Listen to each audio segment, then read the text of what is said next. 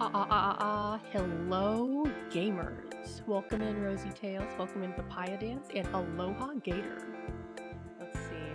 Today's gonna be an interesting day. I got some interesting stuff in store for you guys. Oh, and Big Iron, welcome in as well. Let me switch over. Let's see. Actually, wait. Which screen do I want to? Wait, no, I don't want to start. No, I don't want to record. I pressed the wrong button. Yes, I would like to stop recording. Okay. I forgot how to use OBS. Oh dear. Yeah, let's go to this one. Let's go to this one.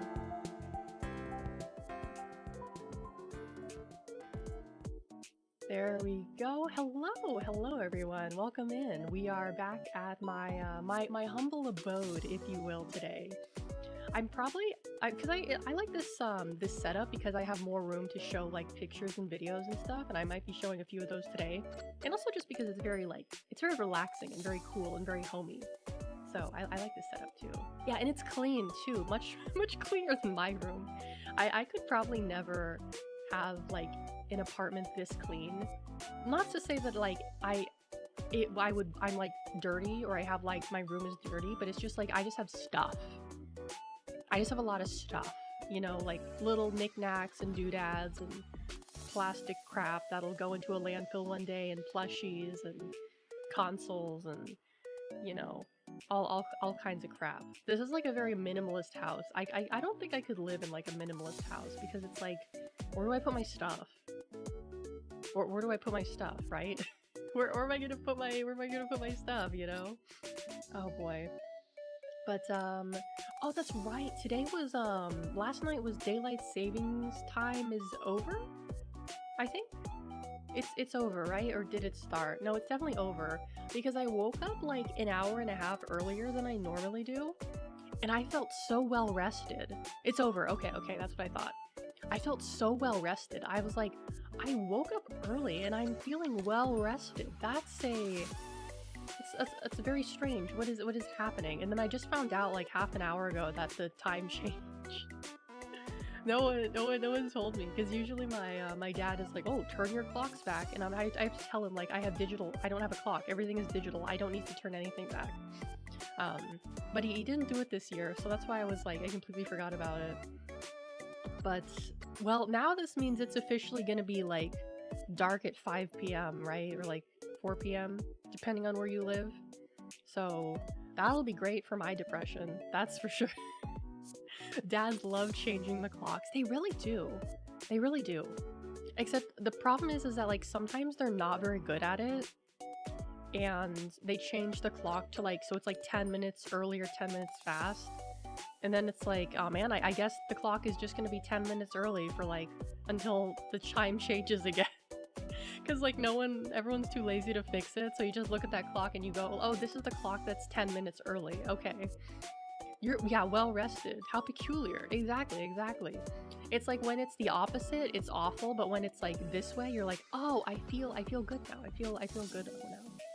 The cooker clock is off. It's always something like that. It's always something that's like, well, you did it, but there's still something that's not right about it, you know? Oh man. But you know, I'm feeling good today. I got a little bit of work done today. I'm doing this thing right now. I don't really know what to call it. I want to call it like failure maxing or fail maxing perhaps, which is it's not the best word for it, but basically my technique is to see how much stuff that I can get away with not doing and still get a good grade in class. And I failure maxed pretty good last semester because last class, because I basically got a 0 on the final project, but I passed with a C because I did everything else. That's probably that. See, that's how you do it. Pure Alex score. Yeah, exactly. And so the way I start by doing this when it's a new term on like the first week of class is I purposefully, because like, you know, at my school pretty much every class is like the same. It's like you do this every week, and you do these assignments every week. It's not that much variety in terms of how the class is. And so there's a specific like a specific thing I don't like, which is the discussion board or forum where you have to post like you have to do a post in the discussion forum, and then you have to reply to a couple other people's posts. And I hate doing that. I don't give a shit what like my classmates think or say. I don't care. I just want to get the grade and pass the class. That's the only thing I care about. Like, I don't care if they comment on my shit. Like, I don't give a shit, right? I don't even look at their comments. Like, I don't fucking care. And most people don't really care either. They'll just like do the bare minimum, and they're just like, okay. But I'm purposefully not doing the discussion posts this week because I want to see like how much it's going to impact my grade. I mean, technically I could do it like mathematically, like by, you know, doing the, like, because it on the syllabus it shows like, okay, this assignment is worth this many points. This assignment is worth this many points. This assignment is worth this many points. So I could like, you know, do some math and figure out how much I could get away with, but you know, math is, I already went through math class. Oh, that's right, I passed my math class, the one that I failed last year, I think. Yeah.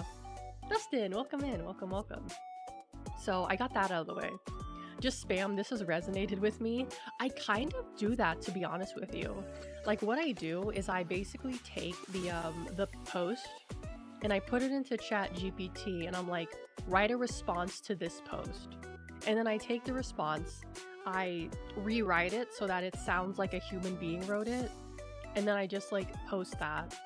And mostly it's not even like, it's just basically saying like, oh, I thought it was really interesting how you thought this and did this way. Like, I concur with your findings. Like, it's not even like a meaningful response. It's just like, I'm responding because I have to, that kind of thing, which is fine. I still get credit for it. I don't get credit for how good the response is, just how like, if I do it or not. Actually, no, I do get credit for how good it is. But like, depending on the teacher, they won't really care. They'll just like give you full marks if it's like, as long as it's over like 100 words or something. I remember one of my last 2 classes ago, or last 3 classes ago, I had a teacher that was like really strict and like would mark you down for any conceivable mistake. And I always got marked down for those discussion assignments. And I was like, why is it that in my other class, I get like full marks just for doing it, and then this class the teacher is marking me down for not having a good enough response?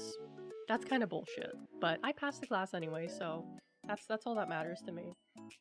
It's also interesting because technically, like, I keep getting these emails from my school saying like, oh, you're an honor student, or you're on the dean's list or whatever. And I'm like, I don't care. I don't care. But it does give me like more, how do I say this, motivation to continue failure maxing. Like, okay, how much can I failure max while also being an honor student, right? How much can I failure max this school thing of mine? Which is, it's a fun to think about, I think. Like, how little can I get away with while still maintaining my credits, you know, and my reputation, I suppose. It's quite a thing to do, I guess.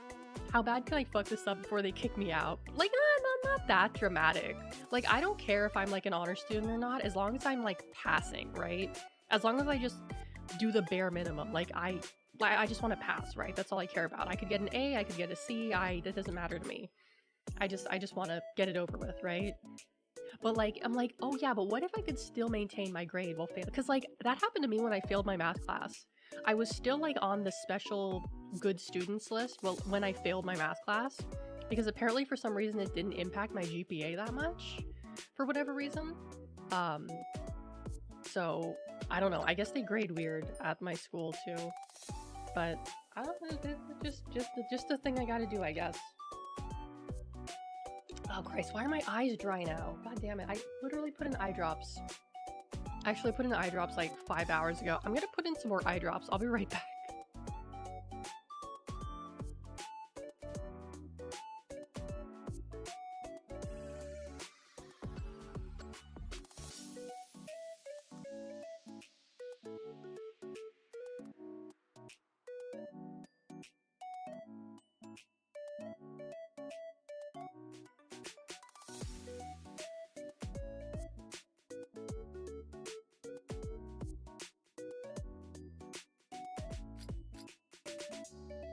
Okay, alrighty, the eye drops are in. Do you guys know the easy way, the special technique to put in eye drops without like putting them directly on top of your eye?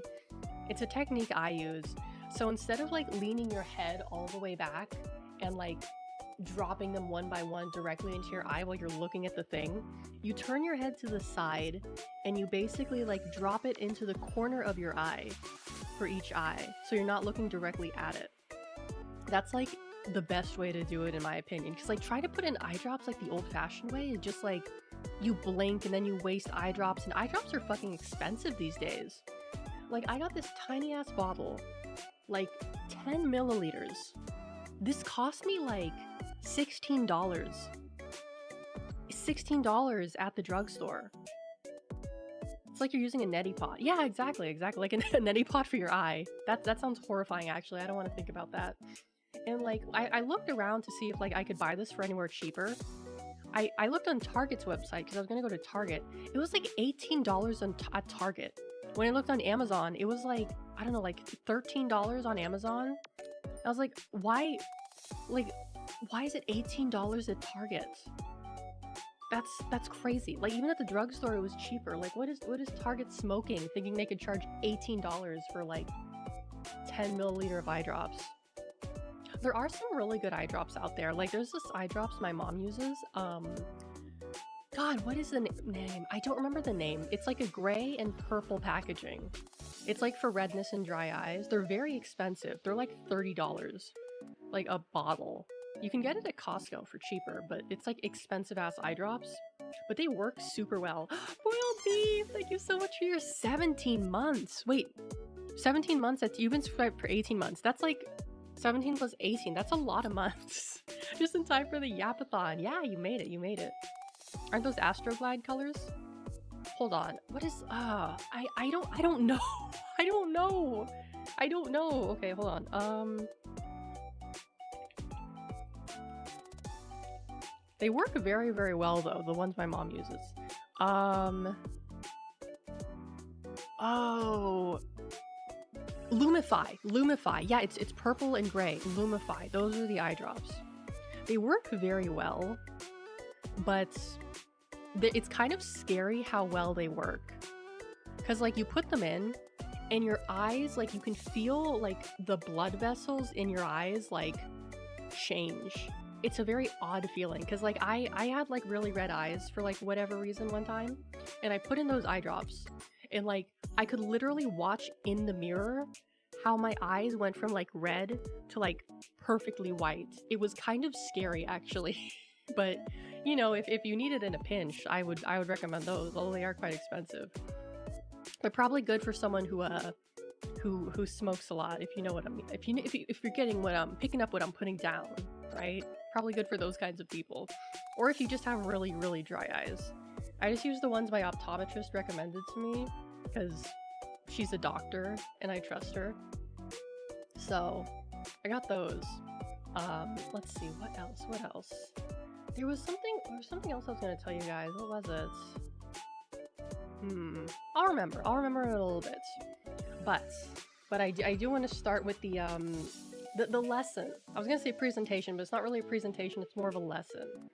So the Tumblr drama Iceberg, if you will, and just like talking about like Tumblr drama in general, because I was there for a decent amount of it. And also it's just like there's so many things that are really funny, really fucking funny and stupid that I just want to tell you guys about. I was thinking about this so much earlier today when I saw this it was like a Twitter post. I was like, oh hey, remember when this happened on Tumblr? It was like a Twitter post of a Tumblr post, right? One of those. And I was like, oh my god, I remember that. I was there for that. What is this? Oh, that's just an icon. Okay, let me put the image on the screen. So I was looking up like Tumblr drama icebergs, and there's a lot of them. Some of which I actually don't know what like happened. Like there's some that I just like I had no idea what they were talking about. Actually, no, we'll start like this. Yeah, it's a good place to start. Can I put the chat over this? No, I don't actually know. It's better this way. But yes, we're going back to deep into my memories, deep into the PTSD, the friggin' ball pit. Yeah. So DashCon, I'm sure the drama that was heard round the world, fucking DashCon, and the ball pit that someone allegedly pissed into. Like, oh my god, I remember there was so much shit going on with this. Because apparently at DashCon they were supposed to have the some people from Welcome to the Night Vale come, but the people from Welcome to the Night Vale like canceled after they saw like pictures of what was happening. And I remember another thing that happened is that they were like, they actually asked people in the convention for money because for some, like, they didn't have enough to cover how much like the hotel or the convention center they were at was charging them. So they basically had like someone go around with like a hat or something and have people like donate money to them so that they could, what was it like, so they could keep the convention going or something? I don't remember off the top of my head. Let me actually, do I have a tab open with it? I might have a tab with it open. Oh, that's this is something I wanted to show you guys. This is something I wanted to show you guys actually. I know that's a very strange segue, but it's here, so we might as well talk about it. So this is like genuinely one of the funniest things I've ever seen. So this is like an Alex Jones bit where he has this, it's a VTuber avatar. It's literally a VTuber avatar, right?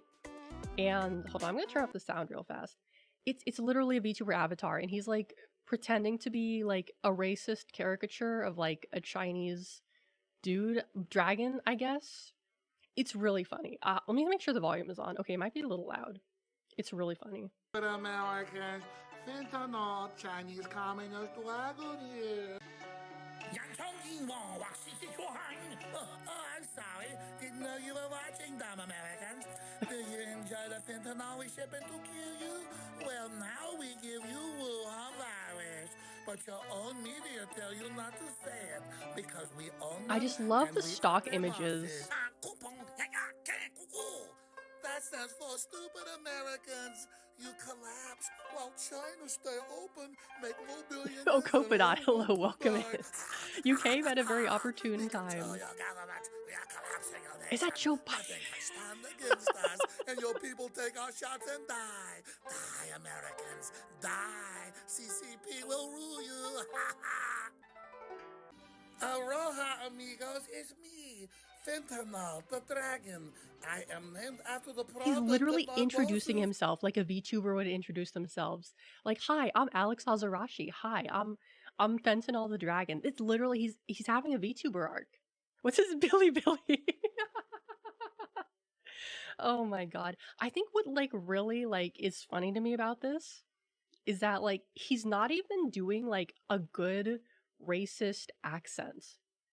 It's like it's not like, because I'm sure everyone knows what like a racist Chinese accent imitation sounds like, right? You can picture it in your head. Like, I'm not gonna do it, but like he's not even doing that. He's doing like a baby voice. He's like, hello stupid Americans, it's me, Fentanyl the dragon. Like, he's literally like doing ooh woo speak. He's not even doing a good like racist accent.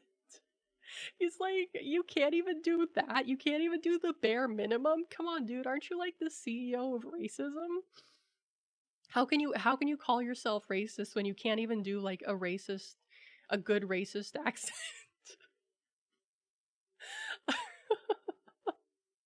Like, the accent is so fucking funny. He went public VR chat to research. Oh my god. Was there anything else in here that was particularly funny? No, not really. I think it's just like the first part that I thought was really funny. I don't want to watch like a whole ass 2 minutes of this. But yeah, that's Fentanyl, Alex Jones's VTuber, Fentanyl the Dragon for you. He's doing a very bad Mr. Liu Kim impression. Yeah, it's like he's doing an impression, but he's doing it really badly. It's so bad that it's like it's funnier. Like, I can't even take him seriously. I mean, to be fair, I can't take Alex Jones seriously in general, but like I can't like take him seriously in a sense of like what he's doing is like spreading misinformation and like, you know, preying on people who are weak of the mind, I suppose. when he does shit like this. He's just like a clown in a circus. He's a clown in a circus. That's what he is, you know? And it's like he's talking about all this crazy shit. It's like if he like it's someone who said like who genuinely believes the water is making the frogs gay doing something like this. It's like I can't take it seriously. I can't take it seriously. How does anyone take what he says and does seriously? You can't show me a dragon wearing a sombrero and doing a poorly racist Chinese accent, expect me to be offended. It's like so bad it's not even offensive. It's like so bad it's like not even offensive. Oh my god. What was he thinking behind this skit? I have no idea what goes on in that brain of his. I guess he's like trying to like pretending to be the voice for the Chinese Communist Party, making fun of like Americans. I think that's what he's trying to do, but that's like not I'm not I can't take it. I just if he was trying to like make a point here, I don't know what it is. I don't know what it is. Like he's trying to make fun of the Chinese while also simultaneously like imitate them making fun of Americans. There's like so many layers to this beyond like the VTuber thing. And now he's like trying to talk about immigration with the fucking sombrero. Like this is like beyond my ability to like think, right? This is something that's like I just like maybe it's because I'm not racist enough. Maybe that's why I can't understand it. Maybe I don't understand it because I'm not racist enough. Maybe you understand it if you're like really racist. I don't know. Oh my god. Has the streamer graduated? I don't This was posted 3 years ago. So to my knowledge, I don't know if he's done this bit recently or if he's retired Fentanyl the Dragon. I don't know. I really don't know. But I could like not find clips of it on YouTube. I think because he's technically banned on YouTube. Like it has this ban.video thing up in the corner. I think that's where like he posts his videos now. But yeah. Yeah, there's so much going on here. I can't even like the way the face moves. He's literally using face tracking software. Like it's crazy. He's literally doing like literally a VTuber. He's literally a VTuber. The brightest candle is burned for only half as long. Oh my god. Oh dear. Yeah, but that's what this is what I've been thinking about for like the past like week because I saw this like a week and a half ago and I was like I was genuinely so like my jaw dropped when I first saw this. I was just so like I couldn't understand it. 3-year-old green VTuber, he's a racist fauna. Oh no. Oh no, don't tell that to fauna. Oh my god. Okay, where's the this was the browser source. I forgot to turn it off. Um Anyway, back to the Tumblr thing. Let's see. Is this that wasn't was this DashCon? I also found an article talking about like various like oh here we go. This is okay, let me tell you what happened with the DashCon ball pit. The Fire Festival of Tumblr, if you will. So it was in 2014. Really, it was in 2014, and it happened in Schaumburg, Illinois. And it technically wasn't even affiliated with Tumblr. Like Tumblr had nothing to do with this convention. Like it was just like something some people did. Um, and apparently it was run by 6 people and fundraised by various fandom communities. And the word communities is in quotation marks in this article I'm pulling from. Um, oh, here we go. So first off, only 500 to 1,000 people showed up out of an estimated 7,000. He wrote that, acted it out, edited it, and thought, yeah, this will change minds. Yeah. Like he's got to be doing drugs or something. He's got to be doing drugs. I don't know what the hell he's doing. Oh, he's doesn't he have his like supplement? He has that weird ass fucking supplement that apparently is like made by the same company that makes Gwyneth Paltrow's supplement. I don't even remember what that shit is called. That he's high on his own supply. That's what he's high on. Oh boy. But yeah, for the DashCon, out of an estimated 7,000 people, only like 500 to 1,000 showed up. Um, a misallocation of funds had the organizers scrambling and begging congoers to donate 17,000 by the end of the first night. That's what it was. They were going around asking people for money. The before and after image where he just turned red. Yeah, like that one. Where he got super red. That's like scary how red he gets. Oh yeah, and the reason they were asking for money for DashCon is because the hotel convention center was supposedly threatening to shut them down. Supposedly. I don't think there was any like confirmation on this. And like I said before, the cast of the podcast Welcome to the Night Vale canceled their plans, their panel, their flights, and their hotel, and their performance fee went unpaid. So that's what happened. And for the ball pit, who those of you who don't know anything about the ball pit besides someone supposedly pissed in it, the angry attendees were compensated with an extra hour in the ball pit. That's very sad when you see in the corner there. Um, it's like Tumblr has this like it attracts a very specific people, or maybe I don't even know if it still does. I think people have moved on to Twitter now, but like ground zero. Kinbei, welcome in, welcome. Oh, not the Dia. Hello. Additional info for DashCon. The people who organize were people who never organized anything before. Yes, and they may have embezzled some funds. And this is a thing that you will see with a lot of Tumblr scams and drama, is that it's normally like done by people like, I would say 18 to 20-year-olds with like too much ambition and not a lot of critical thinking skills. And we still see this today. You know, there's plenty of like dumb kids who are like, I'm gonna be an entrepreneur. I'm gonna have my own business. I'm gonna start a company. And then it just ultimately fails unless they have like actual, like someone basically taking the reins from them. Girl bossing the crowd fund, pretty much. More ambition than I had at 20. Yeah, me too. It, like Don Quixotes of organization. Oh my god. But like I was saying, it's like the only way you can really be a successful business owner at like before your frontal lobe has finished developing is essentially if you have some other people running the company for you. Like, you know, occasionally we'll see a news story about like, oh, this 12-year-old has her own lemonade company. This 13-year-old has her own cookie baking company. And they're a CEO. And it's like, yeah, but they don't actually run the company. They're either their parents do or they hire someone to run it for them. That's all it is. Like the 12-year-old isn't doing tax forms. The 12-year-old isn't like managing the day-to-day operations. Someone else does all the work. They just technically created it, you know? So they can say they're the CEO, but they don't actually do anything. Like every other CEO. But yeah, we still see this on the like Twitter to this day. People who like, you know, try to make organizations and such, or try to, you know, organize events and things like this, and it ultimately fails horribly. Um, but yeah, you're gonna see a lot of stuff like this. Gingo, welcome in, welcome.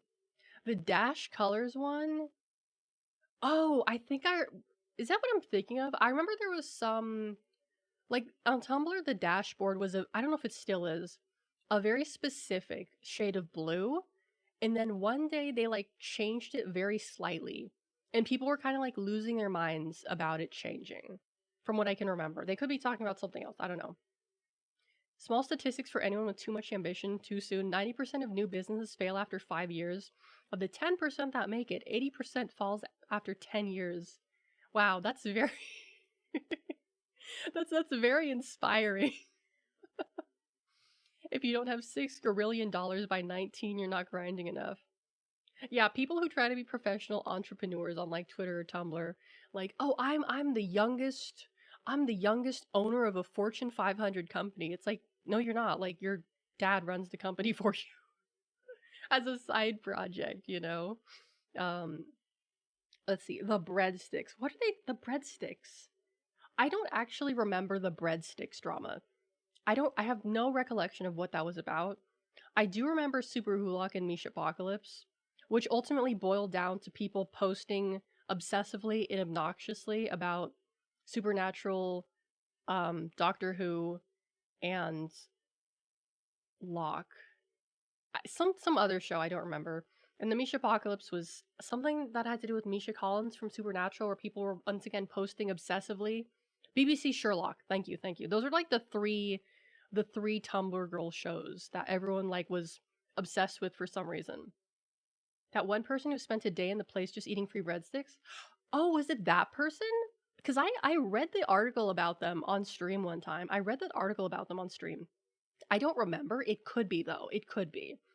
Cause that's yeah, it might be that. It might be that. Um I don't remember. But yeah, the supernatural Doctor Who Sherlock thing I was not into because I was better than them. Anyway, you have better odds to get good hands in poker win millions than any idea your 18 to 20-year-old mind will make. Oh, for sure, for sure. Yeah, I think it's yeah, yeah. I can't even like I don't even know how to respond to that because it's so true. It's so true. So true. So true. So true. But that's the top layer. Let's go to the second layer. So this is where we start getting the good stuff. This is where we start getting the good stuff. Gambling might be smarter in this case. I suppose so.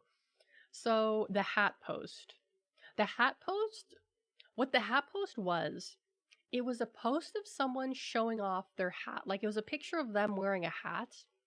And then a bunch of people like replied to that post with them wearing hats.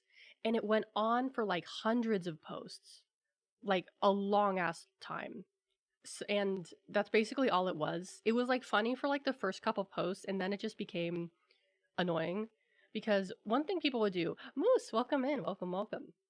One thing people would do to like troll people on Tumblr is that they would make really, really long posts so that you have to scroll like for 5 to 10 minutes to get to the bottom of the post because there was no post limit, like there was no character limit at the time. Oh, 80 Pie, thank you so much for the follow. Welcome in. That was one thing people would do. I don't know if remember Can You Touch the Sky is on here, but that was another post where it was basically like what was it? It was like remember how to touch the sky or something like that. I don't remember. But it was basically like a long like you start with the blue sky and then it gets darker and then it gets to the orange sunsets and then it just like slowly changes color like like the actual sky would. But the post went on for so long. You had to scroll for like a good couple minutes to get to the bottom of it. And everyone hated that post. Everyone hated that fucking post because it was just so obnoxious, right? Can you tell me if there's a name all birds in the iceberg? Um, let me take a look. I don't think so. Yeah, no, there's no name all birds in here. This is one I actually pulled off of Reddit. There probably is the name all birds on like someone else's chart, but this one I chose specifically because it's a lot of stuff that I remember. So, yeah, those are just some posts that were posts, I suppose. The scam trifecta. This is where the good stuff is. This is where the meat and potatoes comes in. So, All or Nothing, the ARC project, and Miss Officer and Mr. Truffles. So, let me what does this article have All or Nothing on there? Okay, we'll start with yeah, okay. Miss Officer and Mr. Truffles and All or Nothing. So, what these were two images that people drew as like concepts like oh I have an idea for this show or just pictures that people drew that they kind of adopted and everyone was like this should be a show, we should make it a show. Miss Officer and Mr. Truffles was basically based on an image of a Canadian policewoman having a little baby bear kind of like up and next to her, very cute image. um, and then a specific user, Lemon Tea Flower, drew a fan art of that and everyone liked it. Let's see. Someone saw an oh yeah, name all birds then and wrote the name of each and every single bird species with a detailed description for the next 4 months. Oh my god. Yeah, that sounds like something that would be like a scroll to take you a long time to scroll through. That's dedication though. That's dedication. That person must like birds. Or they're just very spiteful. Oh man. But Basically, the Miss Officer and Mr. Truffles thing was so popular, it sold t-shirts. People made a theme song of it, and someone made like a little animation of it. But the creator of it, who was at the time 18 years old, created a Kickstarter to fund the creation of an animated show based off of the two titled Miss Officer and Mr. Truffles. So this is where things started to get crazy. There was an $80,000, they wanted $80,000 to greenlight this show, to make the show, which is very high for like anything, especially more than when you're asking Tumblr kids for money. Like that's way too much. And apparently the short they wanted to produce was like 7 minutes. So $80,000 for 7 minutes, like the numbers don't add up. I mean, animation is expensive, but like I don't think it costs that much, right?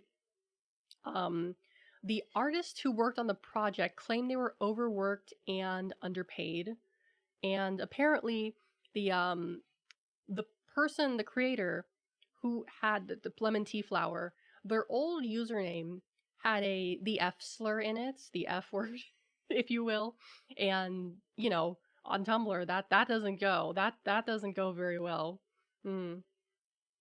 Animation is expensive. That's true. A recurring theme here is that Tumblr users don't have money. Exactly, exactly. So the Kickstarter reached around $10,000, and it basically just like got shelved. Um, the creator did apologize. Tumblr banning not safe for work ruined the internet. It definitely had repercussions that are still felt to this day. I can agree with you on there, because like having that kind of stuff basically just like isolated to Tumblr was a good thing. Was a very good thing. That's like, oh my god. Oh my god, I just remembered that I didn't want to remember. The great Tumblr migration ruined so many sites. Oh my god, you have no, I mean, you do have an idea. You know exactly what happened. Um, but I just remember there was this like there was this specific like subgenre. I don't want to call it a subgenre, but there was this a very specific, and personally I find it to be abhorrent um fetish that was somewhat popular on Tumblr at the time. Um it was called DDLG. I wouldn't recommend looking it up. If you know, you know. If you don't know, don't worry about it. But it was more or less age play, basically. It was more or less age play. Um and those people were so obnoxious. They would like comment on other people's posts that had nothing to do with their weird shit, right? Like the most famous one is a picture of like Mike Wazowski from like the it was the Monsters Inc. sequel or prequel, I think. It was a Monsters Inc. movie. And they were basically like, someone was like, oh, Mike has no pockets. And then this person who was like role playing as a little girl was like, I don't have pockets. My daddy is my pockets for me. And then he started role playing in the replies, and everyone like dunked on them for like a good couple weeks because of how fucking weird that shit was. Everyone was dunking on them. It was so funny. But yeah, that was a thing where a lot of people were like, basically trying to drag people into their like weird shit. It got to a point where people like would put like a picture on everything they posted, or like a disclaimer on everything they posted, like, you know, fetish, DDLG, not safe for work, do not interact. Right? They would put DNIs on their posts because everyone was like sick to death of these like weirdos, freaks making like everyone have to see their degeneracy, right? Like everyone was just sick to death of it.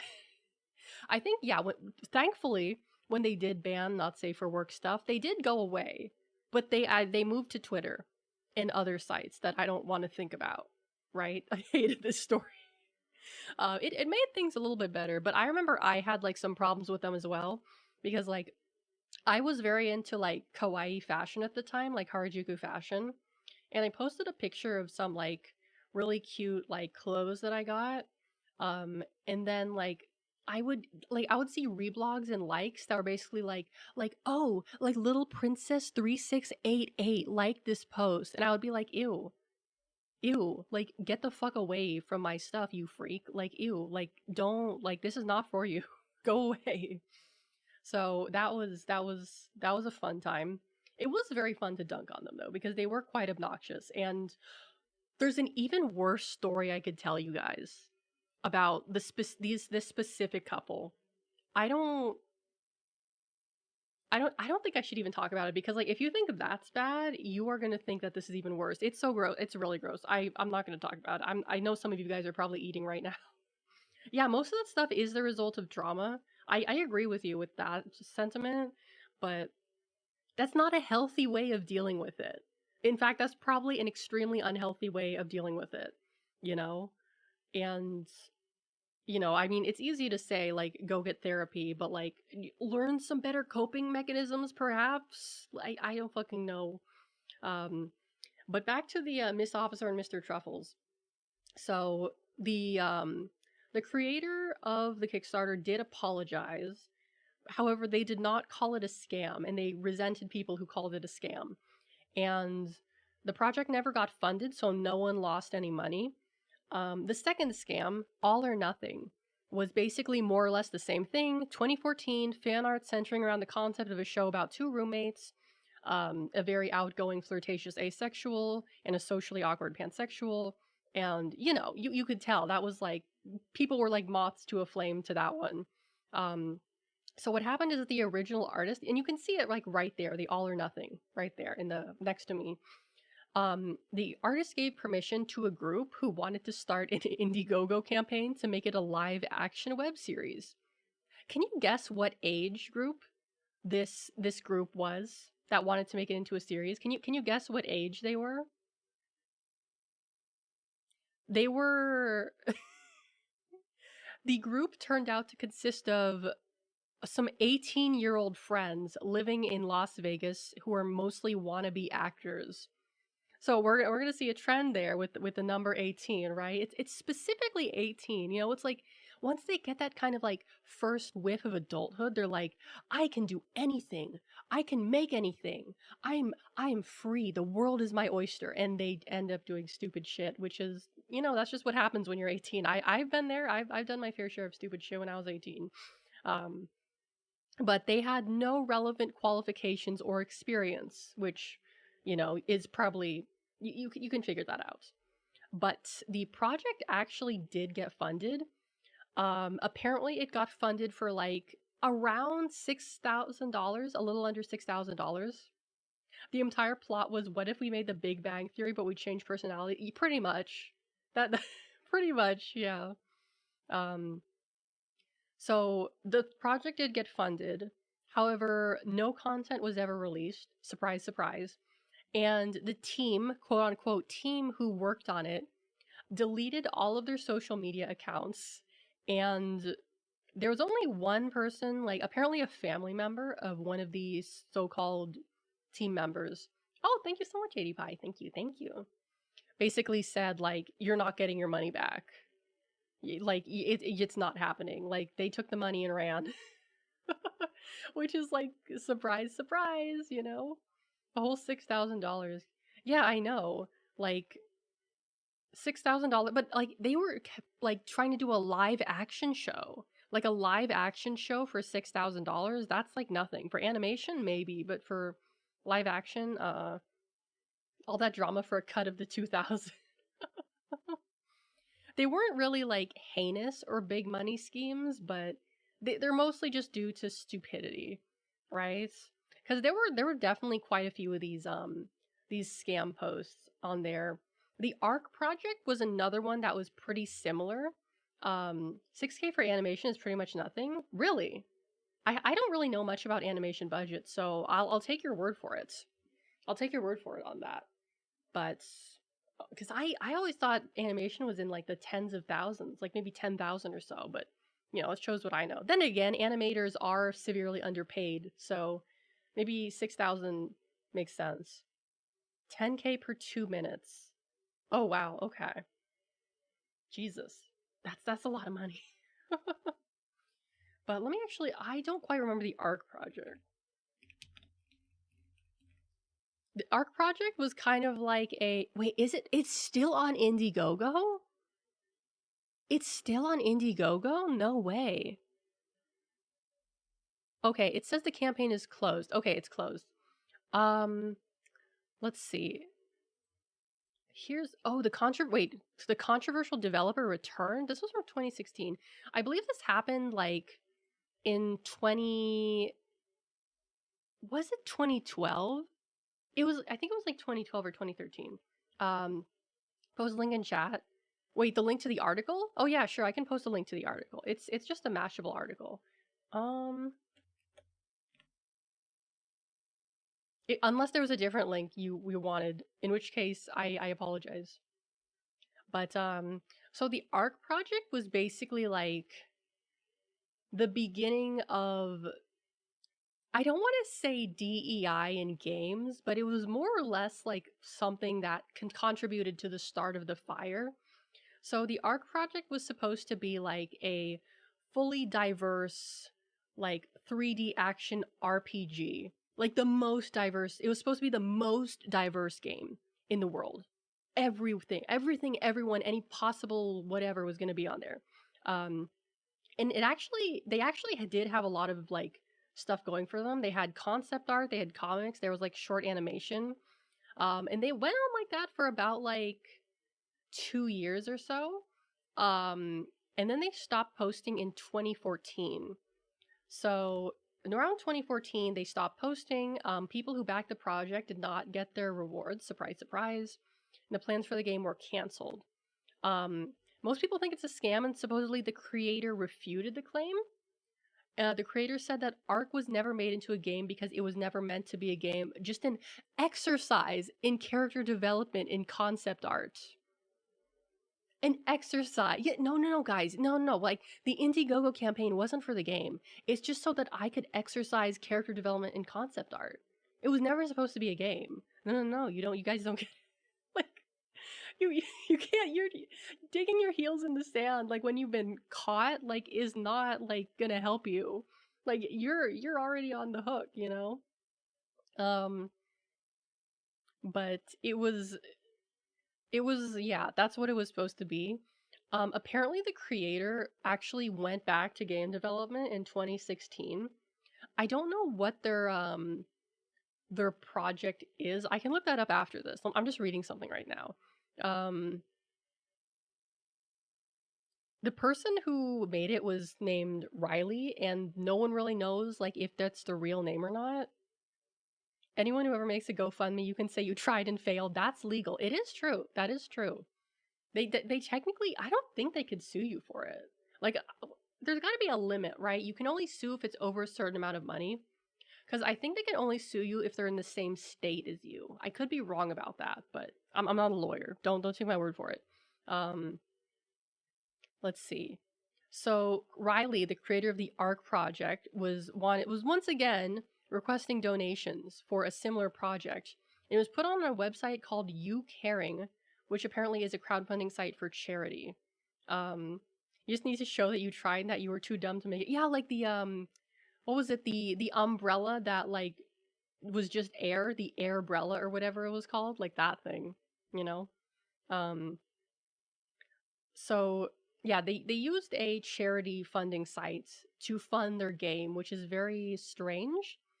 Um, they talked a lot about what they wanted for like an inclusive game, but they didn't post screenshots, concept art, or a summary of what the game would be.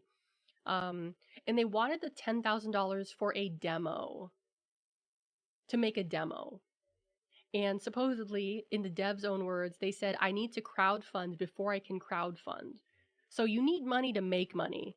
This is true, but that's not really how it works when you're like trying to, like, for a personal project, you know?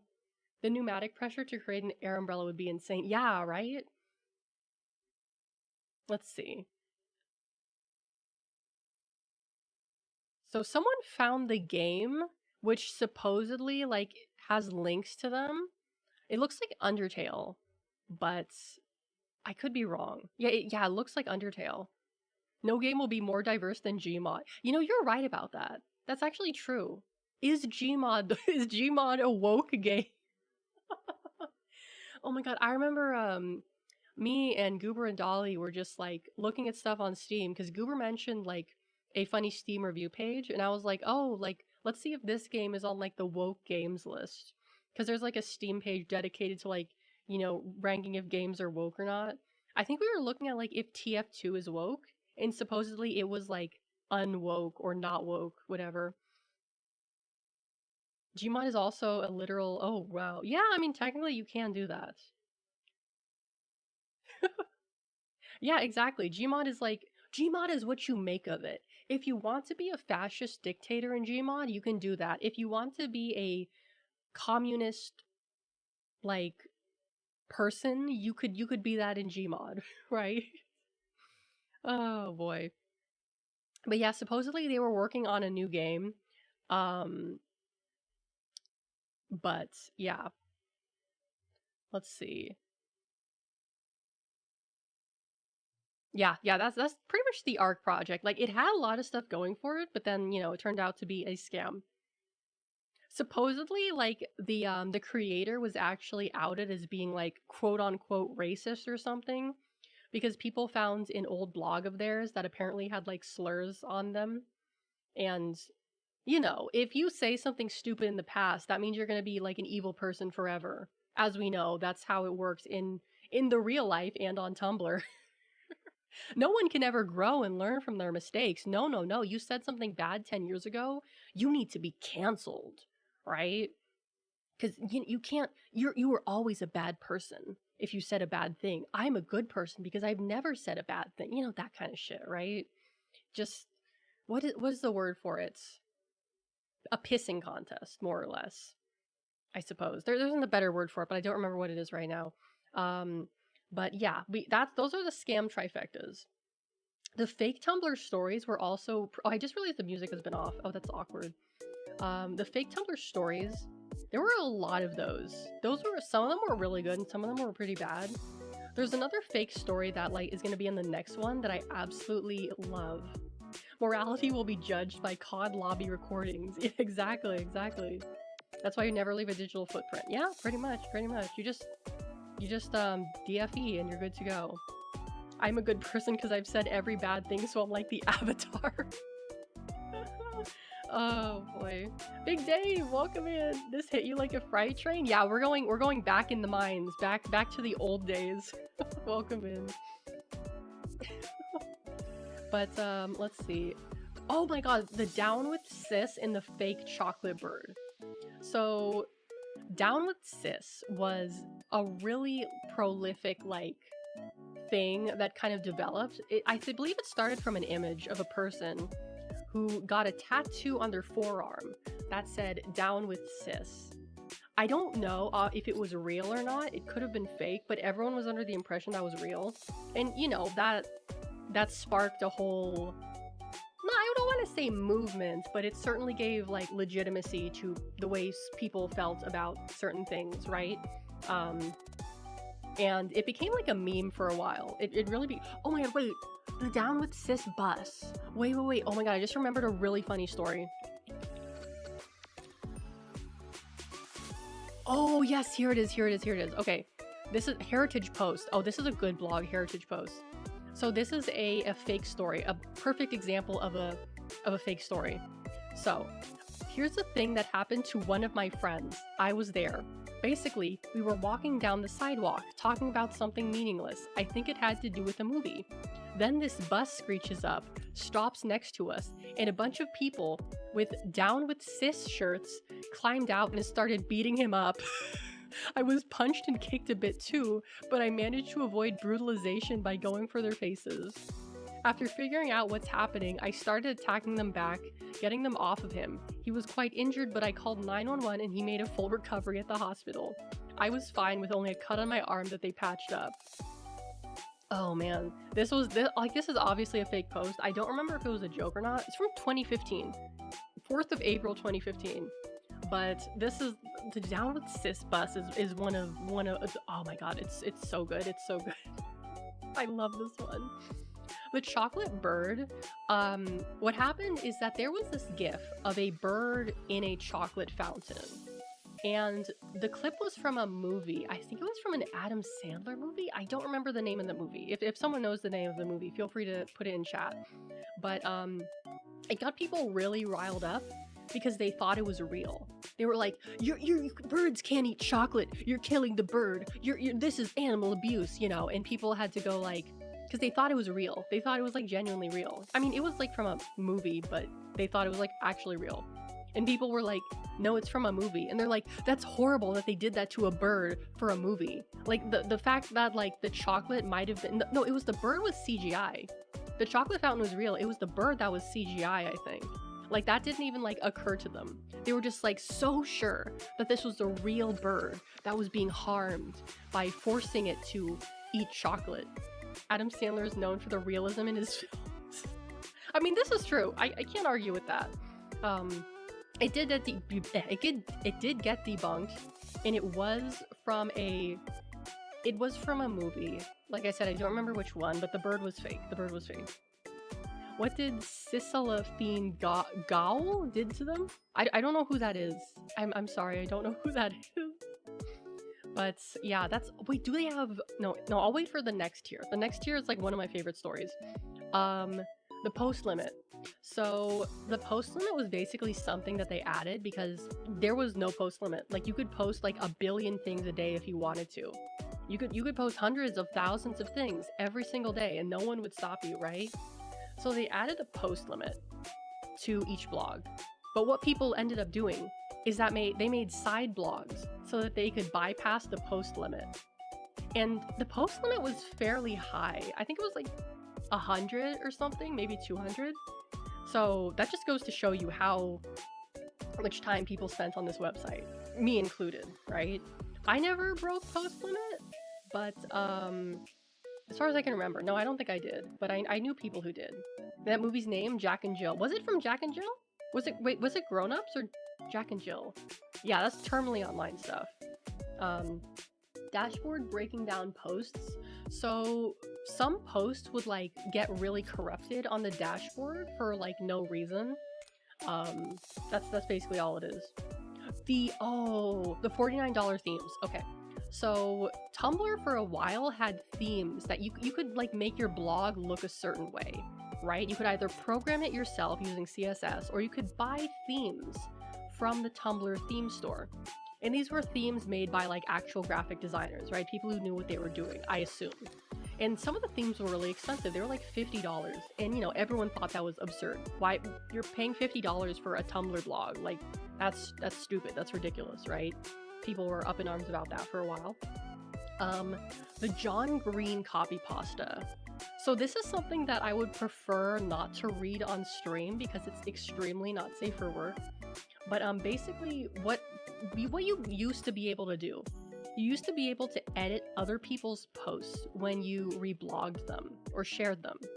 So what would happen is like you would like go to the menu, like a little box would open when you wanted to reblog a post, and it would basically allow you to edit everything in the entirety of the post, like who made the post, what they said, what you say, like you could edit everything. I don't think that was something that they intended. I think it was just something that they didn't like, they just forgot to program out, or they just didn't care. But people were like, John Green was like the taste of his favorite smell. Yeah, there we go. John Green was pretty like prolific at the time because, you know, Fault in Our Stars, some other book he wrote, brother of Hank Green. The Green brothers were like pretty big on the internet, I think, during the 2010s or so. But yeah, John Green was pretty prolific on Tumblr. People loved him. I was not particular to him. But basically what happened is that someone took one of his posts. If I remember, the original was kind of like a wordy and masturbatory post or something like that, from what I can remember. Not in that way, but, you know, like basically gassing himself up, right? And they edited the post so that he was talking about how much he loves a certain taste and a certain a certain part of one's body, specifically a male part of the body, and how he longed for it. So, you know, connect the dots for yourself. But yeah, basically everyone just bullied him after The Fault in Our Stars. It was really pretentious. Yeah, I was right on the money with that one. He was just a really pretentious poster in general, and people were just like tired of him and just wanted to make fun of him. So he more or less got bullied off of Tumblr. He could be still there. I don't remember, but yeah, he was a target that people really liked to pick on, because he was just like he had more authority in a sense that like he actually was doing something with his life than the majority of like Tumblr users. But yeah, that's the John Green copy pasta, and it just turned into another copy pasta where people would edit onto other people's posts. They did eventually fix that to make it so that you can't edit other people's posts. They did eventually fix that, but it was, yeah, that was the straw that broke the camel's back, I think. The Morios guy. I vaguely remember this. So this was this dude who had beef with Oreos. He had beef with the cookie or something about the cookie. What is this picture from Reddit? Hold on. Oh, I can't zoom in on it. That's nice. Basically, he would comment on a bunch of like Oreo related posts and talk about like how he hated Oreos or something. And no, it was something I don't remember. It was like something to do with him hating Oreos or thinking that like making things into Oreos are ridiculous. A Hydrox guy. Yeah, maybe. Tumblr guy totally loses it when he finds out that Morios are a thing. Oh, it was from this specific image. So basically the image was a box of Oreos, and someone photoshopped it to say Morio on it. And it was inside the package. It was like obviously edited. When you pull out the Oreo tray, there's three rows, right? The first and the last row were just Oreo cookies by themselves, not including the cream. And in the middle row was just the Oreo cream by itself for like dipping and making your own sandwiches. You know, and obviously this is like fake. This is someone did for a post. And this guy was like, I'll read his rant because it's kind of funny. Are you kidding me? Are you fucking kidding me? This is shit. This is a piece of shit. No human being should ever have this much power. This is fucking bullshit. There was a set amount of icing on each fucking Oreo, and that's how it should be. Give us that much power and the icing will be so uneasily split up that we will have like 20 cookies left and no fucking icing left.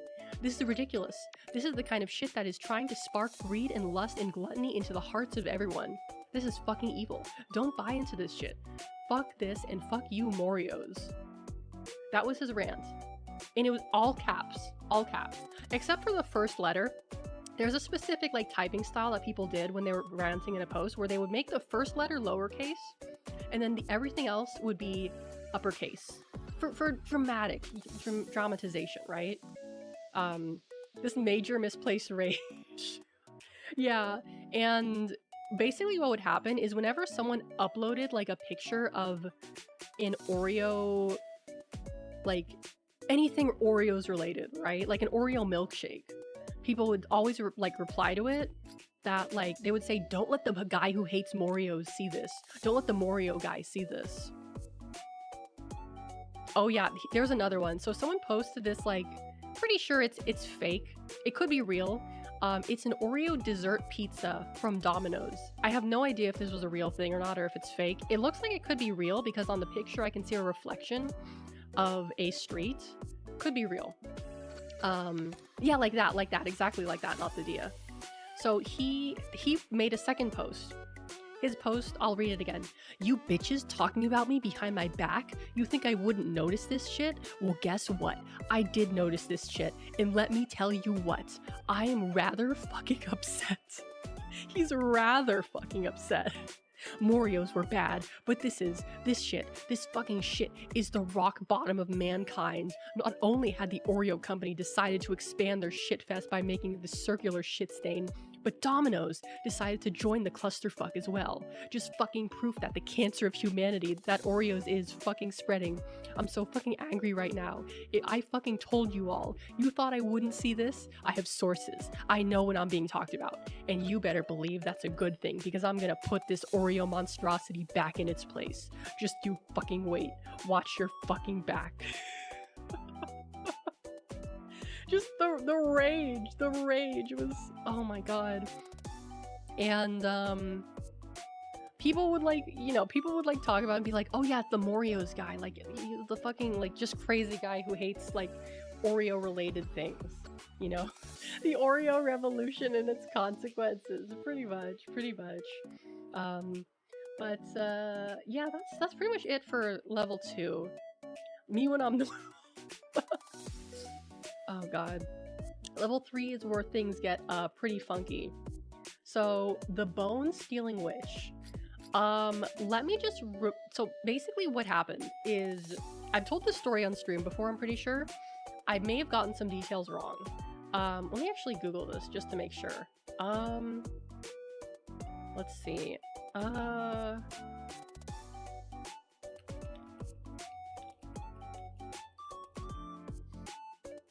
Okay, the bone stealing witch post. Oh, it's a long ass post. Okay, what is this? Oh, this is from the Washington Post. Of course I have to subscribe to the Washington Post to look at the article. Oh my god, okay. I'm just trying to find an article so I can get the details correct. That's the one where she lived in a flood zone and confiscated loose washed up bones. Yes, that's the one I was talking about. This heading is great. So apparently she did actually get caught and charged with her crimes. The witch hunt known as Bone Ghazi came to a thrilling conclusion in January. And this is 2021 when I think when this article was written. So a Louisiana witch became notorious on Tumblr for collecting human bones from a graveyard. But in late 2015, the Tumblr community went on a literal witch hunt, raising alarm about the user who had purportedly stolen human bones from a New Orleans graveyard for purposes of magic spelled. They revealed their witch name, and a criminal investigation ensued. This was the end of Bone Ghazi. But yeah. So, oh, it was a Facebook post. So Bone Ghazi, I've never heard it referred to as Bone Ghazi before, by the way. That's new to me. That's hilarious though. Began when people on Tumblr discovered a Facebook post where the user had offered to ship the bones they didn't need for their curse work to other witches. The post spread far and wide, and the Louisiana Attorney General's office launched an investigation to whether they were trafficking human remains. Let's see. And this is the post. I'll read it to you. Content warning, graves, bone hunting. Comment if there are any added warnings needed. Yeah, thanks for the heads up. Thanks for the heads up. I would say most reasonable people would be offended by like grave robbing. I would say that's a reasonable thing to be like upset about, you know? That's just like So about 20 minutes from my house in New Orleans is what we call the poor man's graveyard. Most graveyards around here are full of above-ground graves because we live in a fishbowl, but there happens to be a graveyard where it's all in-ground graves, for those of us who are too poor to afford an above-ground burial. When it rains, of course bones wash up. The older the grave, the more you find. You can literally walk around and see femurs, teeth, jaws, and skull caps, etc., etc. This is where I go to find my human bones for curse work and general spells that require bones. I find human bones are easier to work with rather than animal bones, okay? I can relate and work with the energy they carry, if that makes any sense, sure. Anyway, I wanted to see if I started selling to people would be interested. I know human bones aren't easy to come by and I usually have leftovers. I only go once a month when it rains. So that was the post that sparked Bone Ghazi. And the police did search her home, and they found 11 bones and 4 teeth. And supposedly she handed them over in a fishbowl. She says also that the cops overreacted. I don't know. I think stealing human bones is a pretty bad crime. That's a pretty bad crime. Facebook has truly become the interdimensional nexus of sorrow. Oh my god, that's quite a flowerful way of putting it, but I agree with you.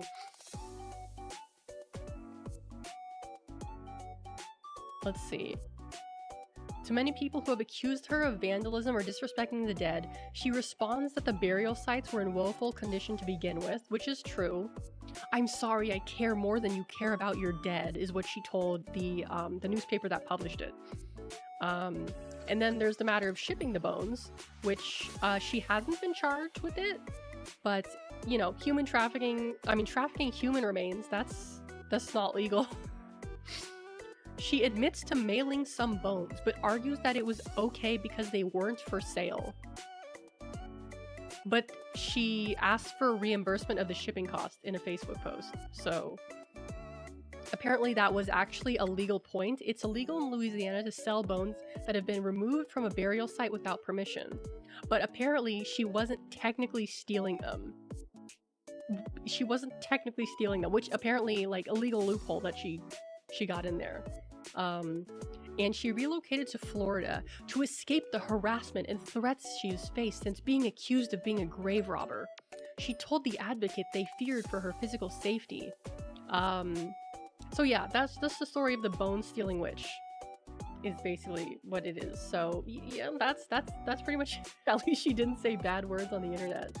Let's see. Tumblr funny man. Oh, so Tumblr funny man. So basically there was like a group of a lot of viral posts on Tumblr came from like a specific group of people. I would say there was like 7 to 10 of them, at least in my circle. And like everything they posted was a banger. Even though most of what they posted was stolen memes from Twitter, which, you know, we're coming full circle here. And they were basically just like referred to as Tumblr funny men because like they posted funny shit, right? They posted funny shit. They were humorous. The most notable of them being, God, what was his name? He left Tumblr. There's a few. So Bad Goku, was it Bad Goku 14? I think that was his name. Bad Goku 14. Was that his name?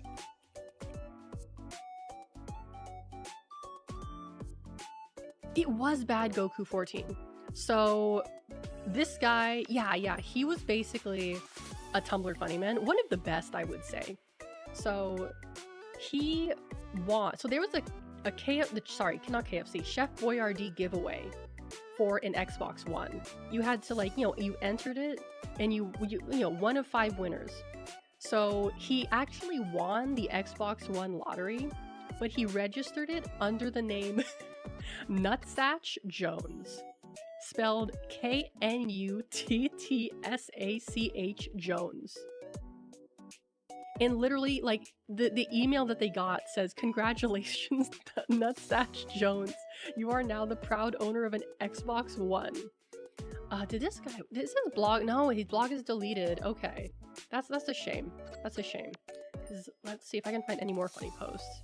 That was like the most notable one, Nutsatch Jones. The Year of Luigi. Is this another one of his posts? Yeah, the Year of Luigi post. He was I would say one of the most notable funny men. He left, and apparently, supposedly he was trying to get a career in show business.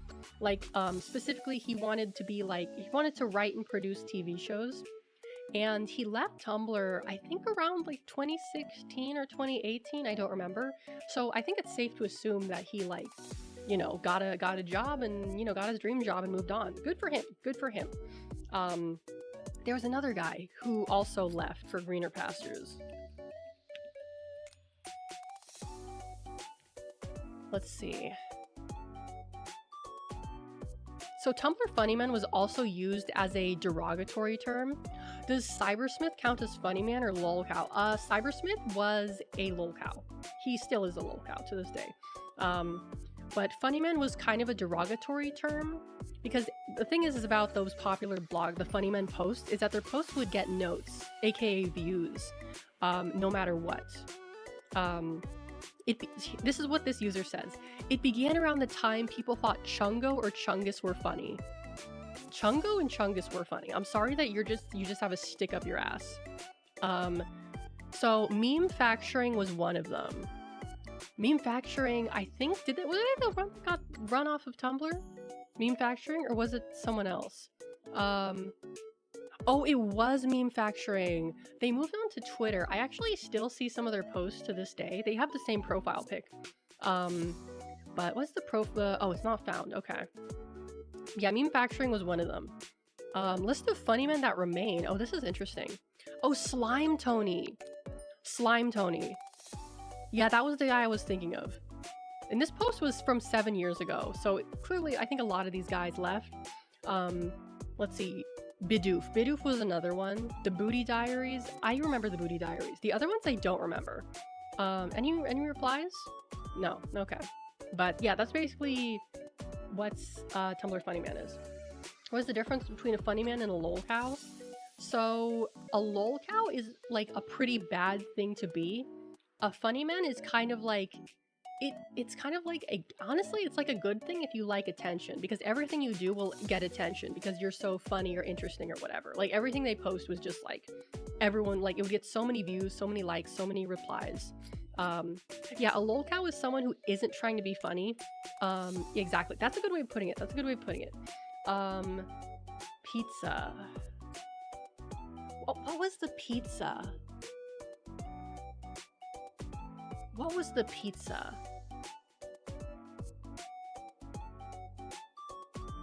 I don't remember the pizza. I don't remember pizza. It rings a bell, but I don't remember anything about it. But Sixpence. Sixpence is a pretty notorious person. So Sixpence ran a horror blog, like a horror spooky blog.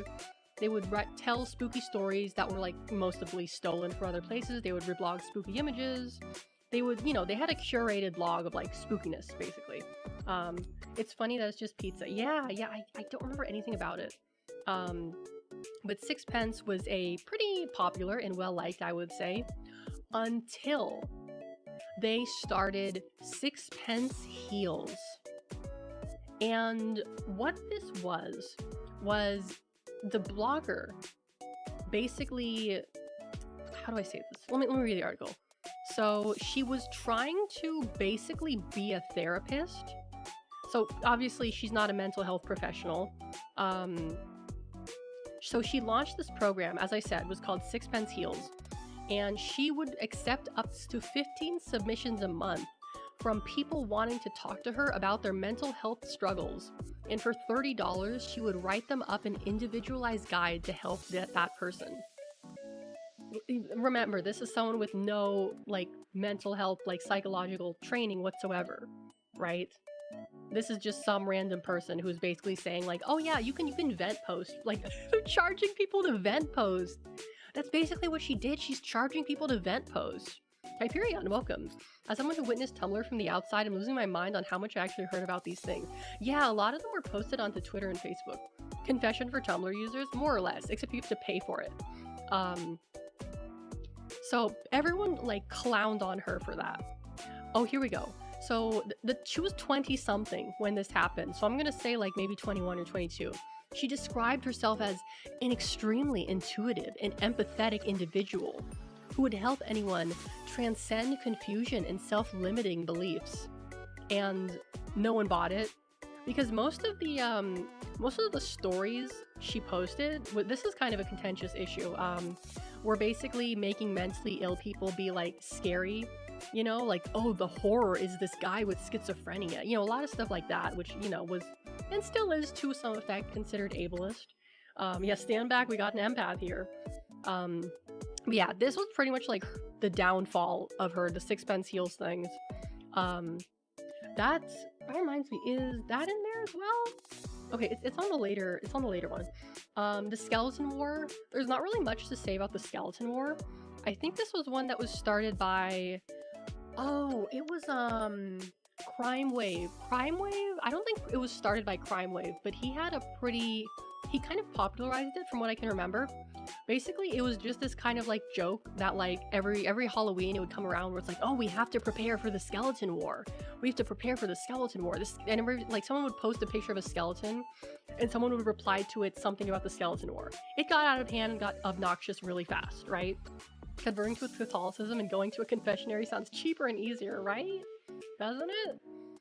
But yeah, skeleton war was just kind of like an obnoxious trend for a while, and people got tired of it pretty quickly. Fudgers? I don't remember what that is. But the Cybersmith. This guy is still active to this day on, I still think it's funny. To be honest, I do too. I still think it's cute. It's funny. It's like uplifting, I suppose. But it did get kind of run into the ground there. It did kind of get run into the ground for a little bit. But back to the Cybersmith. So this guy, the Cybersmith, he's still active on Twitter. I've seen his posts. But basically everyone refers to him as the human pet guy because he fully believed that it should be legal to own a human pet. Like a human pet. Like, that was his thing. Like, he believes that you should be able to own another human as a pet and take them into public. Which, you know, this is clearly a fetish thing, right? Like, all of his posts were kind of like, had like this like scent of like, this is, oh, and he's a monarchist too. I forgot about that. Thank you. He's also a monarchist, which is a weird thing to be in this day and age because the only like monarchies, like actual monarchies I can think of are like Finland or Sweden or something, one of those countries. They have a monarchy. Technically, Thailand is a monarchy. Technically, it is, I think. I think it is. What else? Yeah, those are really the only countries. Oh, Sweden. Okay, it was Sweden. Britain, like, technically they have a monarchy, but they do jack shit. They're just, like, essentially just sock puppets, right? Oh, and he's British. Yeah. So he was just, like... He was British. That's another thing we could add on to there. I want to read you one of his posts. This is a very like I'm just gonna read it and you guys you'll understand. A regrettable fact. Despite having worked for months to impregnate this website with the seed of my wisdom, the womb of Tumblr has swollen only with out-of-context mockeries of my person, and a throwaway comment concerning Ashley Ray's frontal jiggly bits. Alas, when I shower the denizens of this domain with the glorious benediction of my thoughts, I find the uterus of the internet to be barren. That's a real post that he wrote with his two hands. No, actually his other hand was probably occupied doing something else. He probably wrote it with one hand. Few actual monarchies are Arabia, Thailand, the Vatican. Oh, that's true, the Vatican. And Bhutan. Bhutanese passport. Everything else is a democracy. Yeah, the uterus of the internet. Like, this dude is like, oh my god, like, there's a lot wrong with him. He's a lolcow. This guy is like a fully lolcow. He paints with words, not like Monet or Picasso, but he paints something. He sure does. He does paint. He paints strange things, but you know, he paints. He sure does. If anything, Tumblr is a trash heap of the internet. I can agree with that. The interweb series. I don't remember what that was. The biggest, gaudiest patronuses.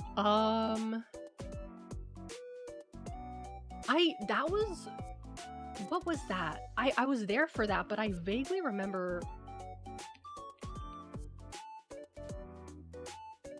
Who was it? Was it a person? It was a person. The pink avatar poster.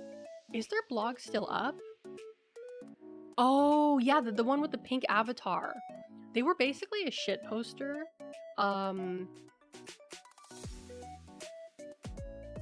Yeah, they were basically a shit poster. I don't remember if they did something specific, but it seems like are they still active? I can't tell. It seems like they're still active. But yeah, the pink avatar person. I don't remember. Okay, here we go. This was a Reddit post. What did they supposedly do?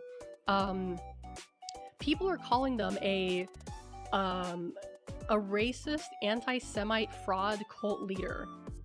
That's quite a lot of stuff. Okay, so this is what the reply says. The backlash refers to a popular Tumblr user named Biggest Gaudiest Patronuses. They ate crayons on a live stream for rent money and revealed they bought alcohol with the money instead. This caused users to go through their archive and find sketchy things, such as cannibalism kink. That's another thing people liked on Tumblr. They really liked cannibalism for some reason. Asking minors to draw porn for them. Reblogging fictional works that depict minors being R-worded or molested. Being friends with a known PDF file. So those are their crimes, supposedly. Citrus, welcome in. Thank you so much for your 6 months. 6 months. So I don't know if any of this was like proven. I can't say if they actually did these things. These are all alleged to my knowledge. Oh, here we go. The racism accusation refers to this user wearing a kimono while eating the crayons. Okay.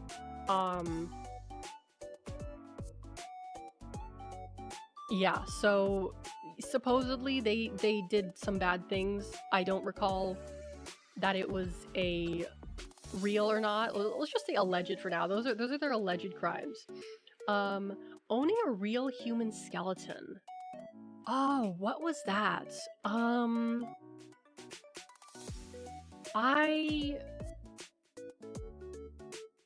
don't know what the human skeleton thing is. I don't remember at all. Yeah, Tumblr racism can be anything from speaking Spanish while white to being Hitler. Pretty much.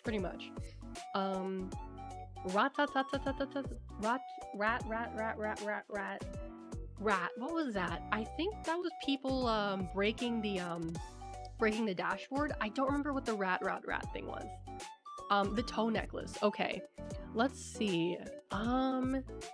Is it in here? I'm looking at this like post. Oh, toe necklace. Here we go. What is this toe necklace?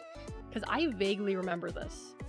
So, a Tumblr user. This is from BuzzFeed. Apparently BuzzFeed is still around. That's a surprise. That was something that went hand in hand. BuzzFeed and Tumblr back in the day. Oh yeah. This article was posted in 2016. So, you know, things are still going. A Tumblr user mailed another Tumblr user her severed toe to make into a necklace. Oh my god, that's vile. I can't even look at that. It's literally like a toe in a jar. That's so vile. I can't even look at that. Oh my god. So apparently it contained a amputated human toe from another user. They wanted to make it into a wearable pendant. So what I'm concerned about is like, how did that happen? Did they do it themselves, or did they find like a crooked doctor to cut it off for them? Or was it like, did they have diabetes in their toe and it needed to be cut off? Was it like that kind of thing? Because like if you get like something, I don't want to look at it. Don't show me pictures of it. Like, I don't think if you get something amputated at like a medical level, they let you keep it. So they pickled their toe. They did indeed. So that's basically it. I'm trying to see. Okay, and the people involved were 23 and 26. Okay, so apparently she did not sever her own toe to make the jewelry.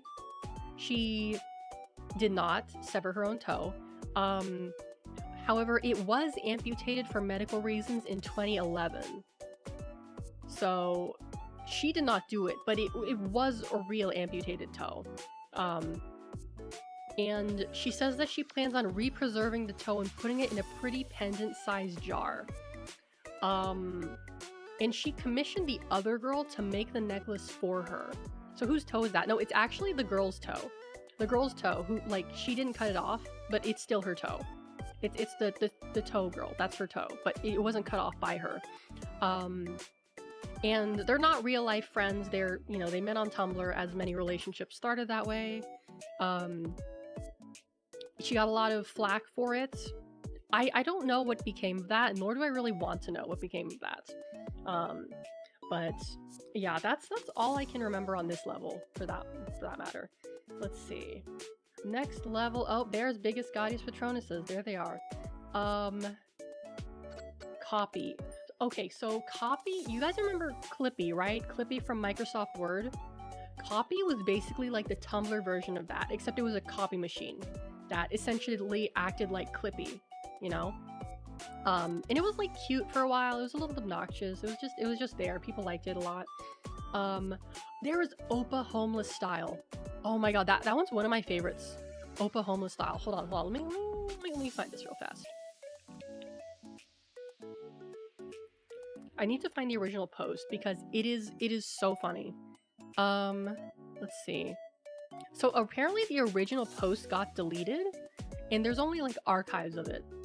So here we go. So this is a story that this user is telling. I had a good day of tips waitressing for once, so I gave a homeless man $20 on the walk home. Homeless man, this must be a mistake. Me, no mistake, I can afford to cut back a little. Have a wonderful day. Homeless man, tearing up. Suddenly, a shrieky little voice rang out. A pasty dude wearing a trench coat and fedora barreled towards me. Dipshit, the fuck are you doing?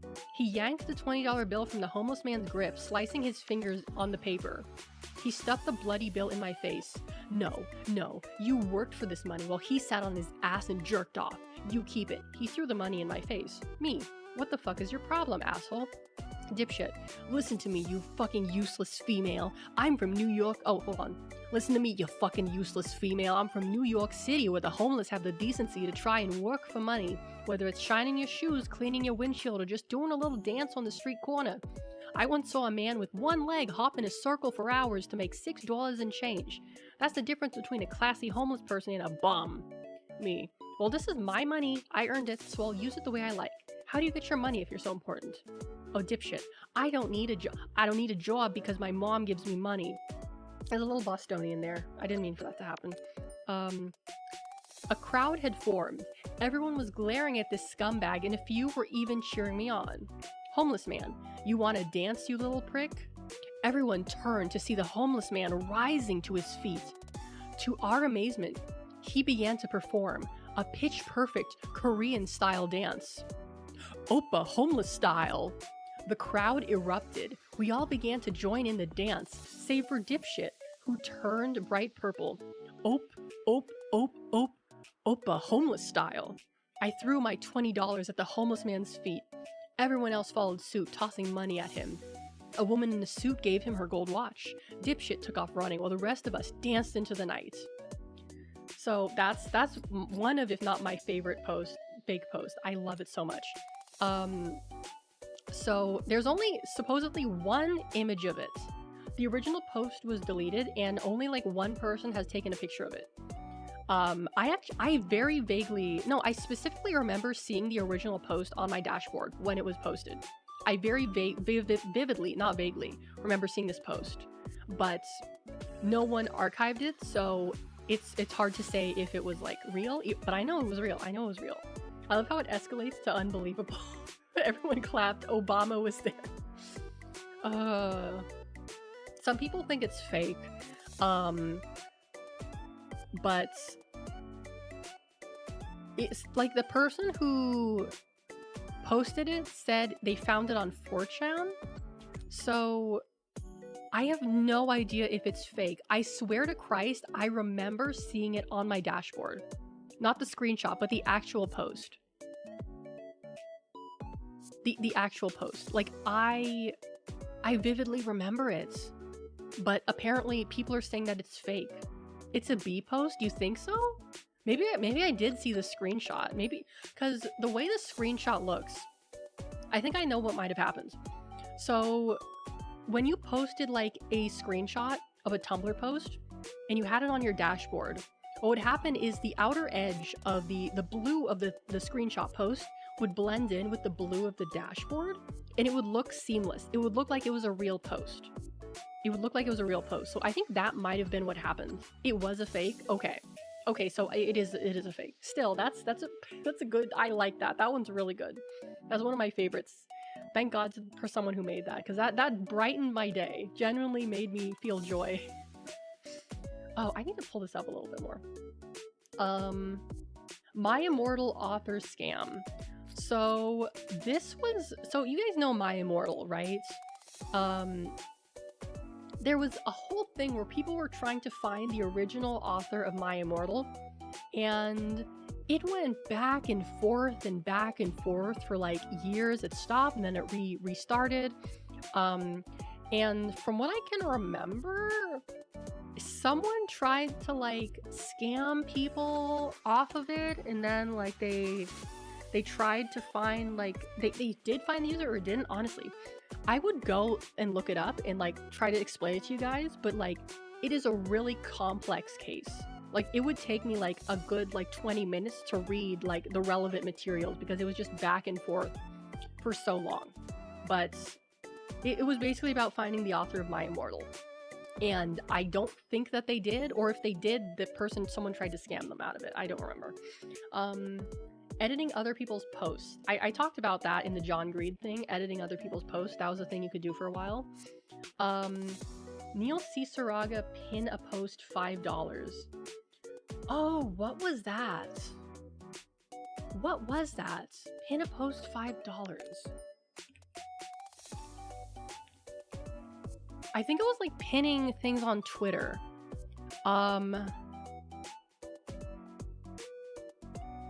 It had to do with Neil Ciceraga. I don't remember this one. I really don't remember this one. Okay.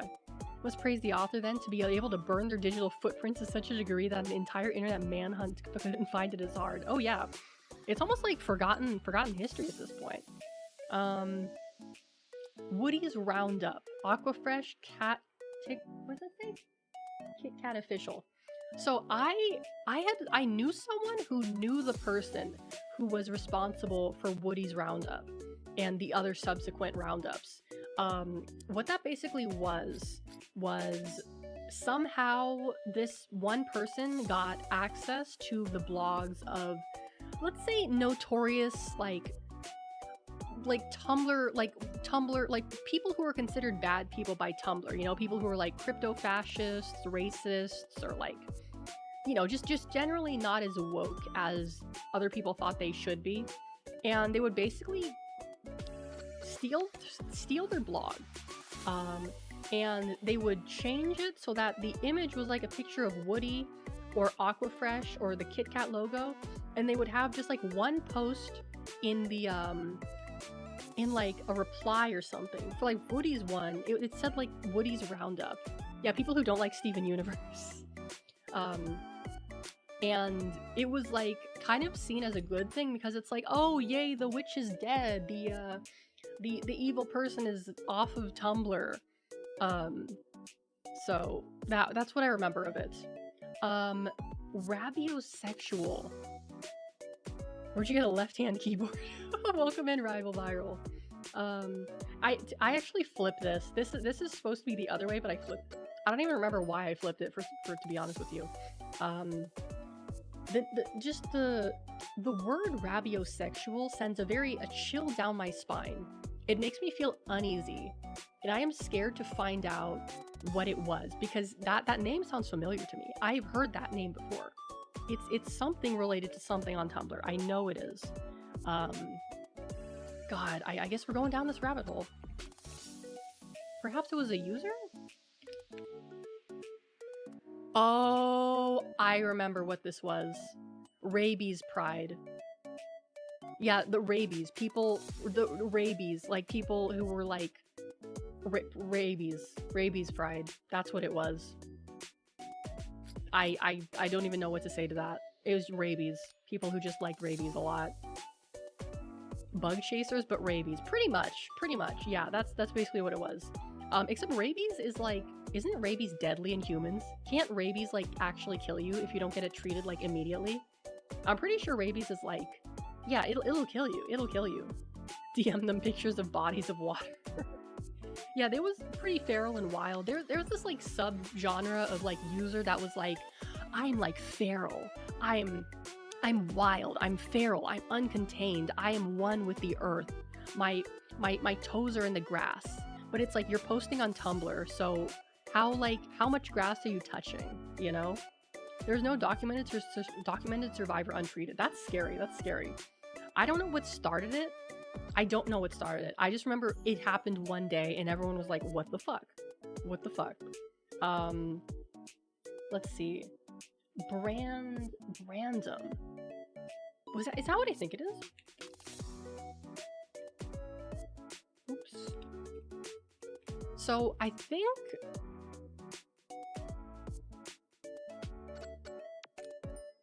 what was Brandom? I think what Brandom was, you don't understand, they ate a carrot without washing it. They're practically a druid. Yeah, pretty much. That kind of person. Brandom. I'm trying to remember what this is.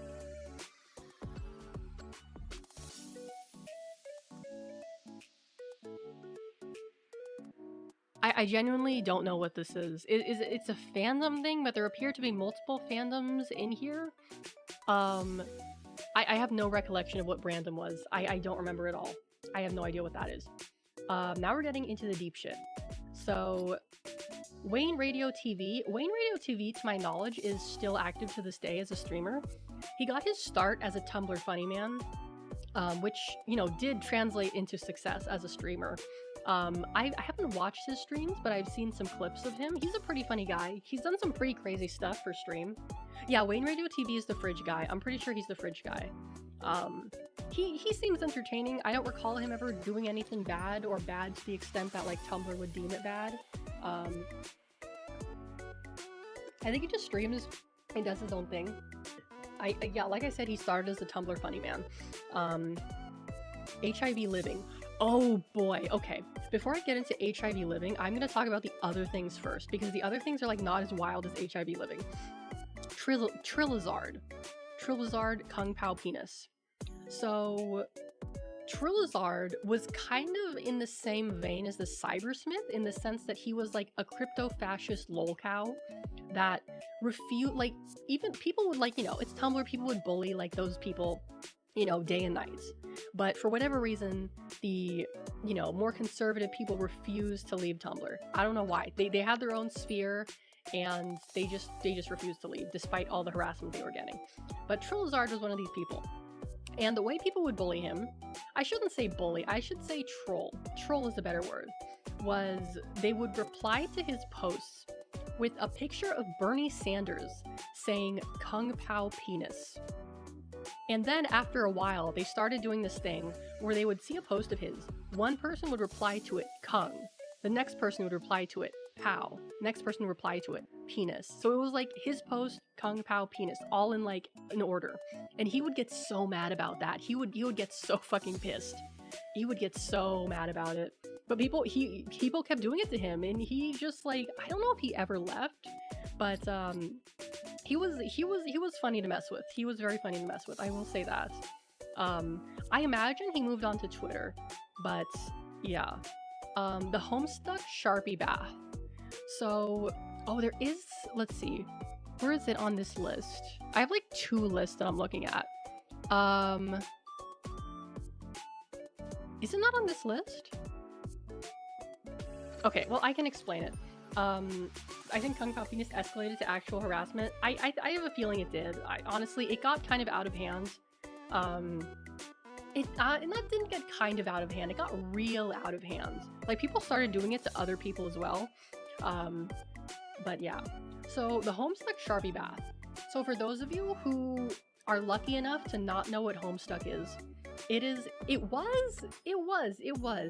not going anymore. It was a webcomic that was like, oh my god, it was so popular on Tumblr. I cannot even I can't even tell you how popular it was on Tumblr. It's like it was made for Tumblr users. And basically it features these characters called trolls.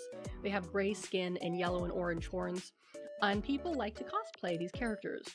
And so when you're cosplaying a character with like an unnatural skin color, say blue, green, or gray, you either have to make yourself like a suit, like like one of those full body suits and wear that, or you use body paints. If you're really dedicated to your craft, you use body paint. However, body paint requires, you can't do it on your own. You need someone to help you with it, and it's a very intensive process. You need to do it in multiple layers. You need to set it, you need to prime it, and even if you set it, like, it still might come off like during the day, well, with just use and sweats, and it might stain things as well. So it's very difficult to do. However, supposedly, I don't think this was ever proven. Oh, here it is. This one cosplayer basically put a bunch of Sharpies in a hotel bathtub and used that to temporarily dye themselves gray. So that's, yeah. Homestuck was so massive, it's almost fascinating how contained it was to Tumblr. Oh, absolutely, absolutely. I don't recall if this post was ever, like, proven or disproven. I'll give you the rundown. So this person roomed with friends for Anime Expo. There was a huge issue in the early days of Homestuck cosplayers staining furniture. Oh yeah, for sure. Like, I think some places actually banned, like, body paint or Homestuck because of it. Because, you know, people, they would just get cheap shit and they wouldn't seal their paint, and it was a whole disaster. So they roomed with some friends for Anime Expo. There was one person that they didn't know who was there. This person supposedly was morbidly obese and a weeaboo. I don't really see why that matters, but anyway. So this girl who they're with, her name supposedly is Terry, is 3 hours late to their checking in. So they get settled in. Terry shows some red flags in a sense of not respecting other people's boundaries, and like talking a lot about something that other people don't care about. So Terry was cosplaying a troll from Homestuck. She locks herself in the bathroom for like 2 hours while her other, like, people were just like, you know, people needed to use it, and she's there for like 2 hours, right? So they're like, you know, trying to get into the bathroom. And she was locked in there for 2 hours. So they got kind of suspicious, and they figured out a way to open the door. And her stuff is in there with her. And Terry is sitting butt naked in the bathtub, filled with water that was 70% alcohol and Sharpie dye. And it was on the towels, it was staining the tub, it was like all this shit. And, you know, when they confront her about it, she says, "I was going to clean it up." And they apparently paid $700 in damage fees. And she gets skin poisoning, which, you know, I wouldn't dispute that. Like, right, getting too much, like, alcohol on your skin, like, that's not good for you. Because I remember, like, I used to be on the swim team when I was younger, and one thing that we would frequently do is we would, like, write on ourselves and each other's bodies, like, words of motivation and encouragement, you know, because, you know, you're in a swimsuit, you're showing a lot of skin, you gotta do something with it. People would just, like, color in their legs or draw pictures on themselves. It was a popular thing to do. But, you know, I was always warned not to do too much of it because it can make you sick. Let's see. But no one, as far as I know, thought it was, like, real or not. Actually, wait. This reply says it was actually real. So apparently it was real, which is frightening. But that's the Homestuck Sharpie bath. That's the Homestuck Sharpie bath. So, let's see. Let's get into the meat and potatoes of it. So actually, no, I forgot. We're gonna do By My Silence first. By My Silence.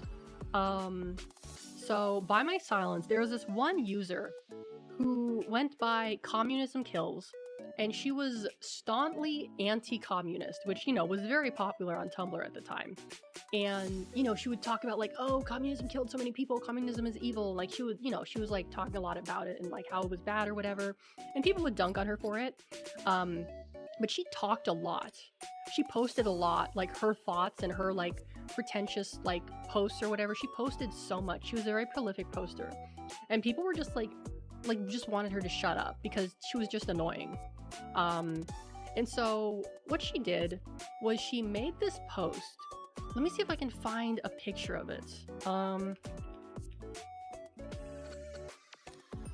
So she was I think it was a Patreon or something. Or it was something that she did. So she said that she would stop posting if you donate to a crowdfunding project on Patreon. And the Patreon post said, for $8,000 a month, I will stop posting on Tumblr. So you could basically buy her silence, which was, backlash to response that she received for her many offensive posts and comments. So that's where buy my silence comes from. Like, she literally had that as a Patreon goal. For $8,000 a month, you can buy my silence, which is, if you're like, that's a good, like, if DSP tried that, or like, like if someone else tried that, like they would make big bucks, except they would have to like actually get off the internet, which would be the hard part. I have a different story where I personally believe is more likely, but the Sharpie bath is possible. I'm sure it wasn't like actually a Sharpie bath. I'm sure it was something else. I mean, that's a good scheme. If you're quite obnoxious, you can just like say people like, hey, if you want me to shut up, give me like $100 and I'll shut up. Genius, truly genius, truly genius. And now we get to the meat and potatoes. The probably, if not one of the craziest stories that have come out of Tumblr. The craziest, most absurd drama to come out of Tumblr. HIV living. So, this was around the time where Hamilton was very, very popular, and people were obnoxious about it, as people usually are on Tumblr.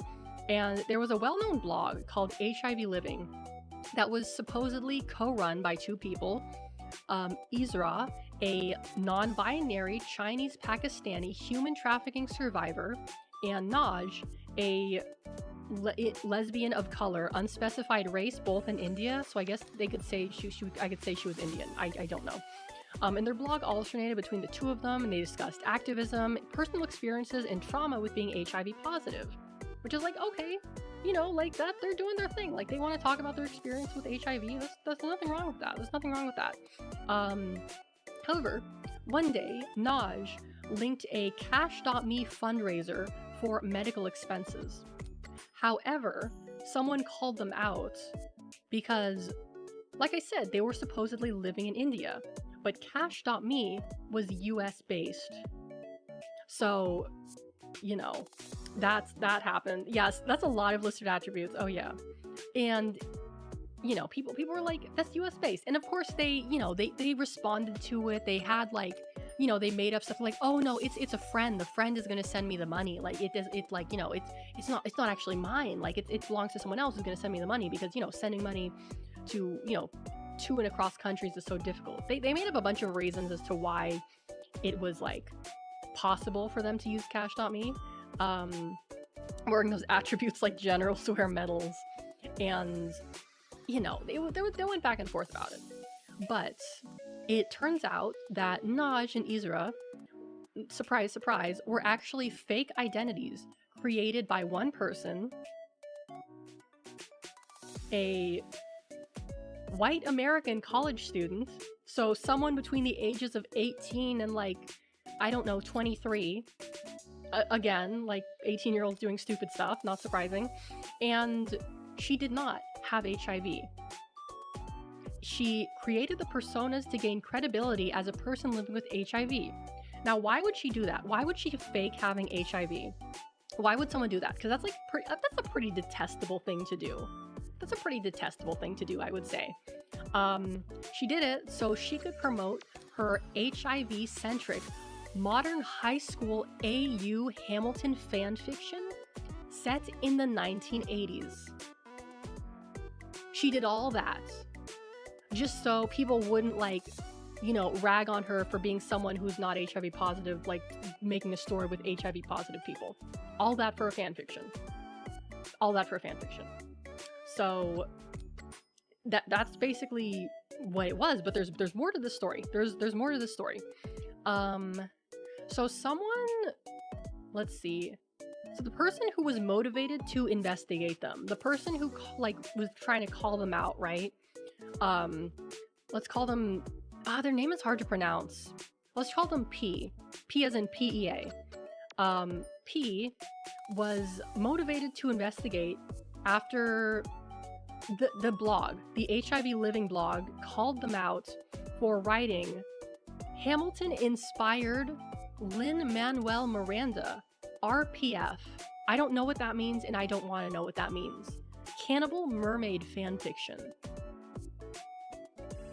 Yes, those are real words put together in a sentence. And it even has its own like page on this wiki. So yeah. Points for creativity. I can agree with that. That's points for creativity. How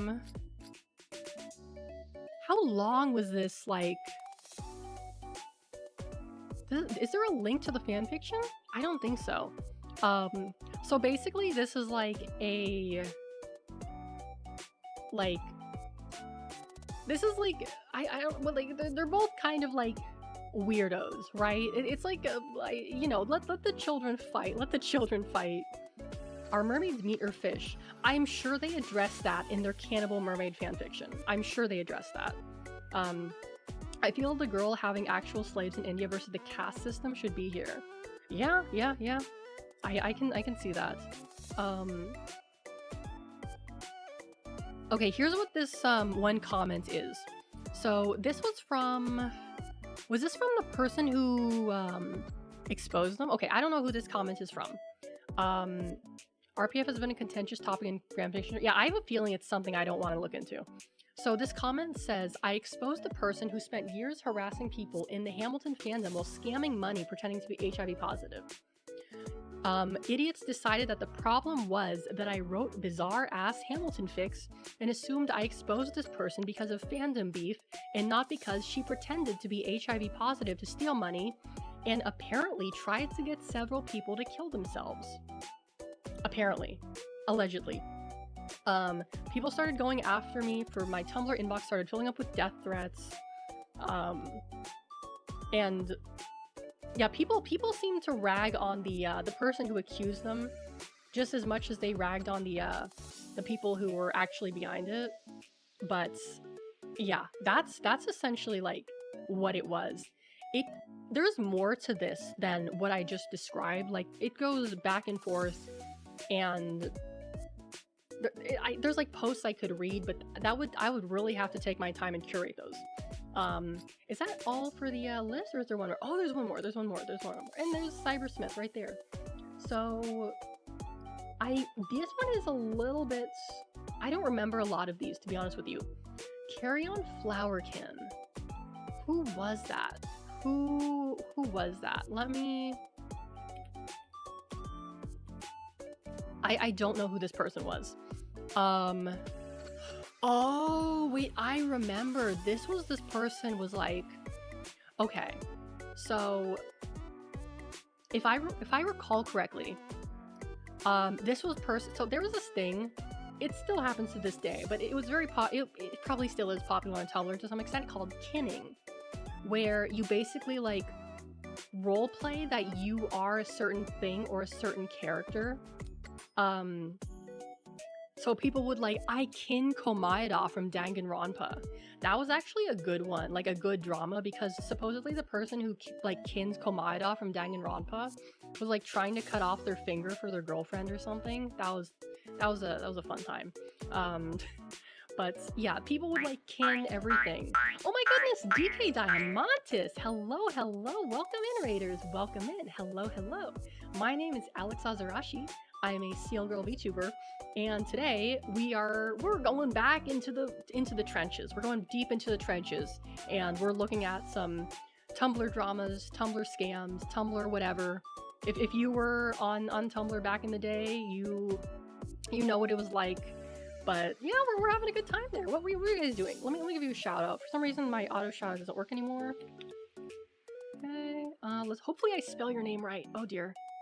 Hold on, can I scroll up? Oh, there we go.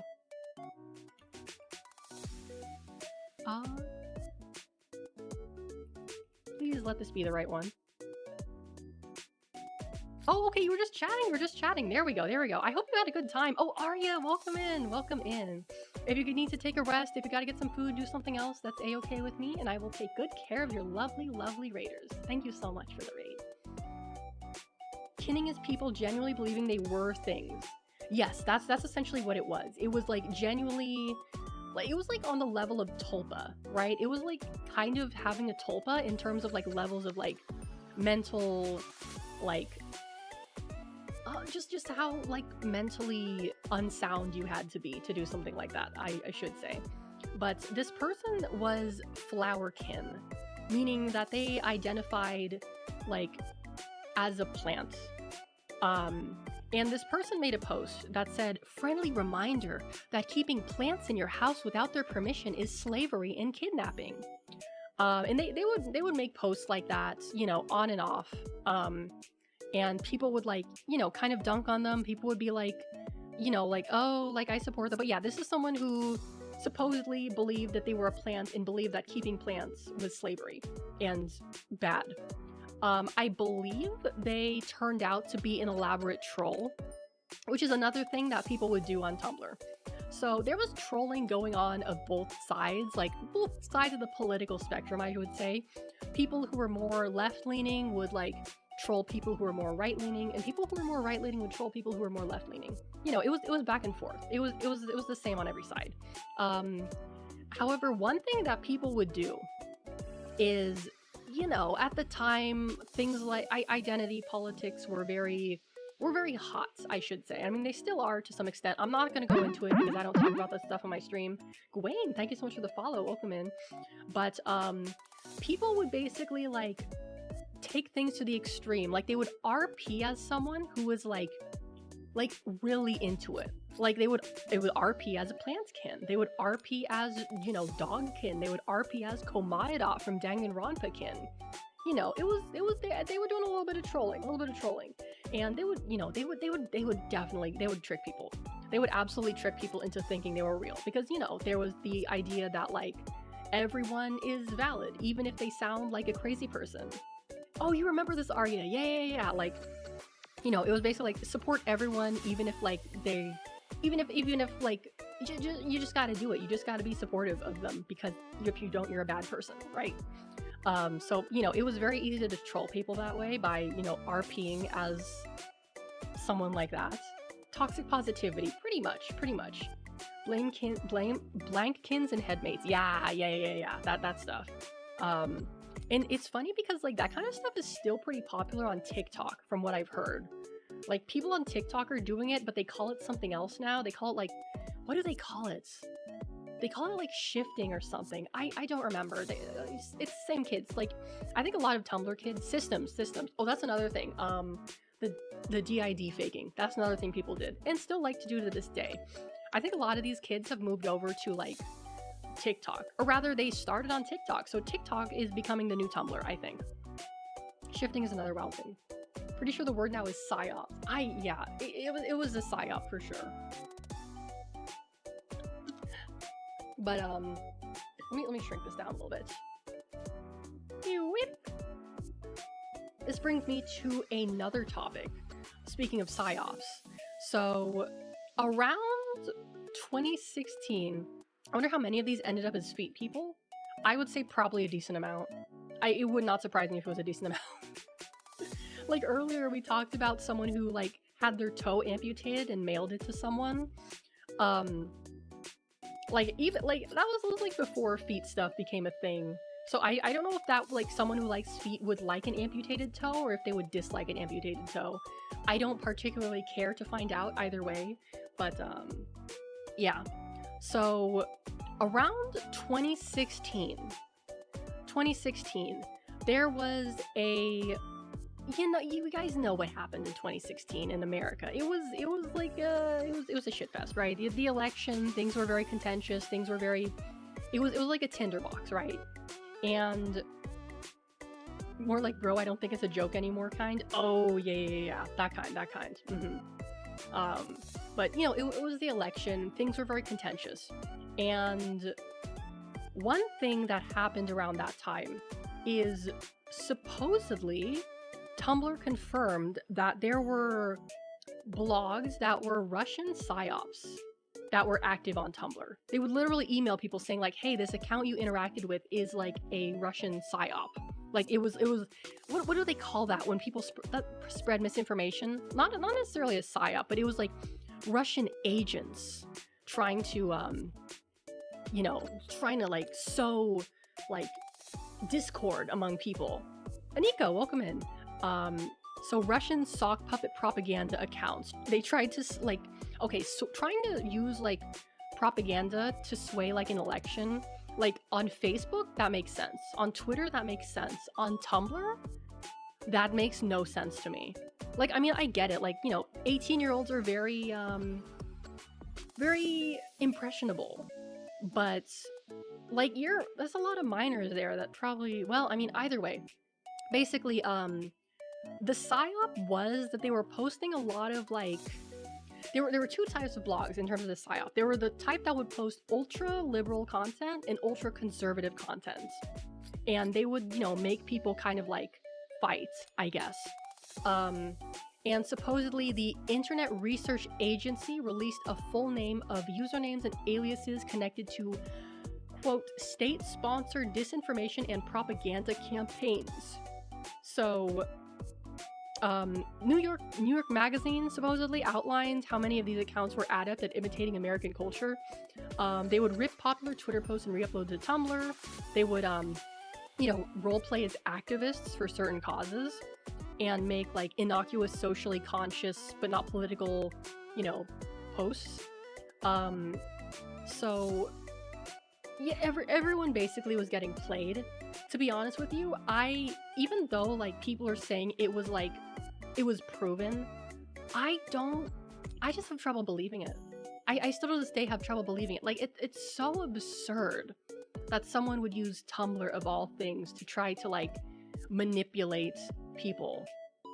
Like that, I get it in a sense that, like I said, people on Tumblr are extremely impressionable, but on a level of like being a solid political like tactic, I don't see it. I don't really see it. So supposedly that what happens, allegedly, apparently proven, but I still don't believe it. People don't need foreign funding to be stupid, so I don't believe it either. Yeah, exactly. Like it just doesn't make sense. It just doesn't make sense. Yeah. Tumblr is using Tumblr to train AI right now, and that thing is going to kill us. Oh my god, can you imagine an AI trained on like Tumblr posts from like 2012 to 2016? That would be Terminator. That would be the Terminator. Yeah. There's a lot more here. Let's see. What is this?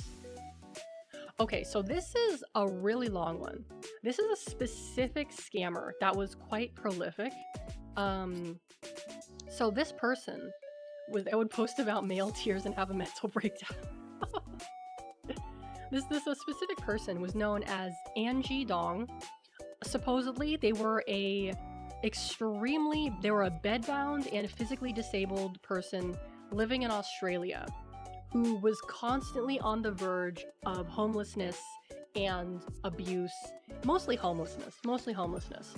And they had like a bunch of blogs. There's like, I don't know, there's like 15 to 20 here.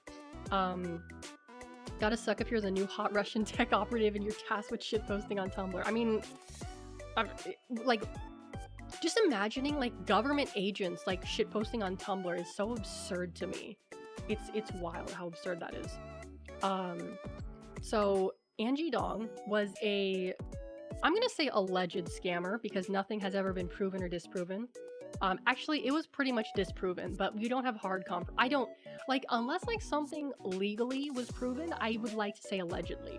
Just because that's how I roll. So what this person was, they had a story. So their story that they told was at age 15, they left their abusive home. In 2011, they got a music scholarship. In 2012 to 2013, she supposedly fell down a flight of stairs and became bedbound and disabled. She claims that she was confined to her bed before this point and that she is immobile. Her mobility, like, kind of like went from like I'm completely immobile to like I can like type on the computer, you know? Like a lot of times she would be like, "Oh, I'm so I can barely move. I can't move. Oh, it's so hard for me to move." And she would be like posting these long ass like begging posts on Tumblr. And it was like, "Okay, that doesn't really add up." But she made a lot of claims. So she said that she was being evicted from subsidized housing in 2015. She alleged that she was depressed and anxious and had a cognitive disability. And she was DMing people trying to get them to her blog her fundraisers. Because that was her thing. She always had a new fundraiser for something.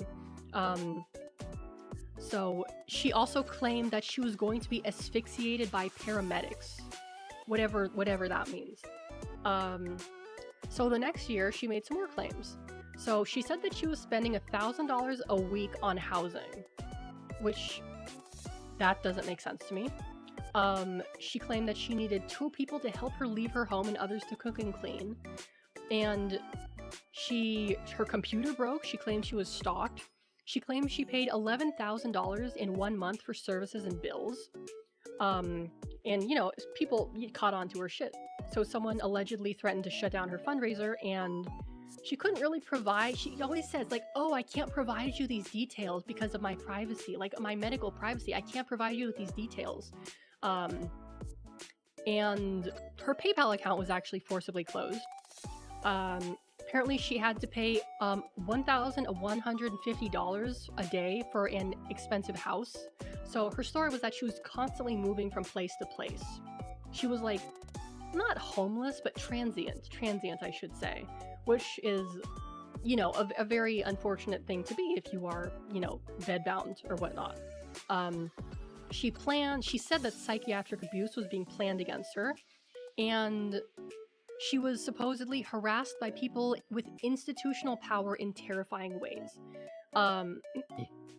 So it's always something. It's always something. And every time she would have a new thing, she'd be like, it was like every week she'd have a new thing she would need money for. I need $1,000 for food. I need $1,000 for medication. I need $1,200 for my house. And she would do that every month.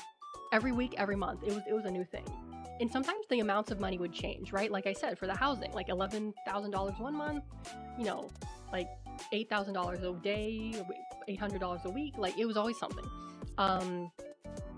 So she claimed that she found some viable housing options, and she claimed that she would be dug out on the street.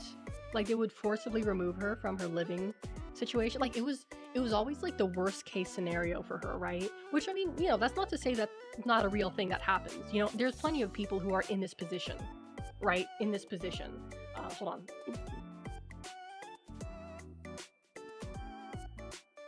I had to take my sweater off. I was getting so worked up over this. You know, there's plenty of people who have like a similar, if not the same position that she is, because as we know, public services are not really very good anywhere. If she doesn't get $1,000, they'll burn her at a stake. Pretty much. So one thing she would do is she would always say, like, I need X amount of money by this day, or I'm gonna be homeless and on the street. And so in December of 2016, she claimed that she was moving. Or was this oh no.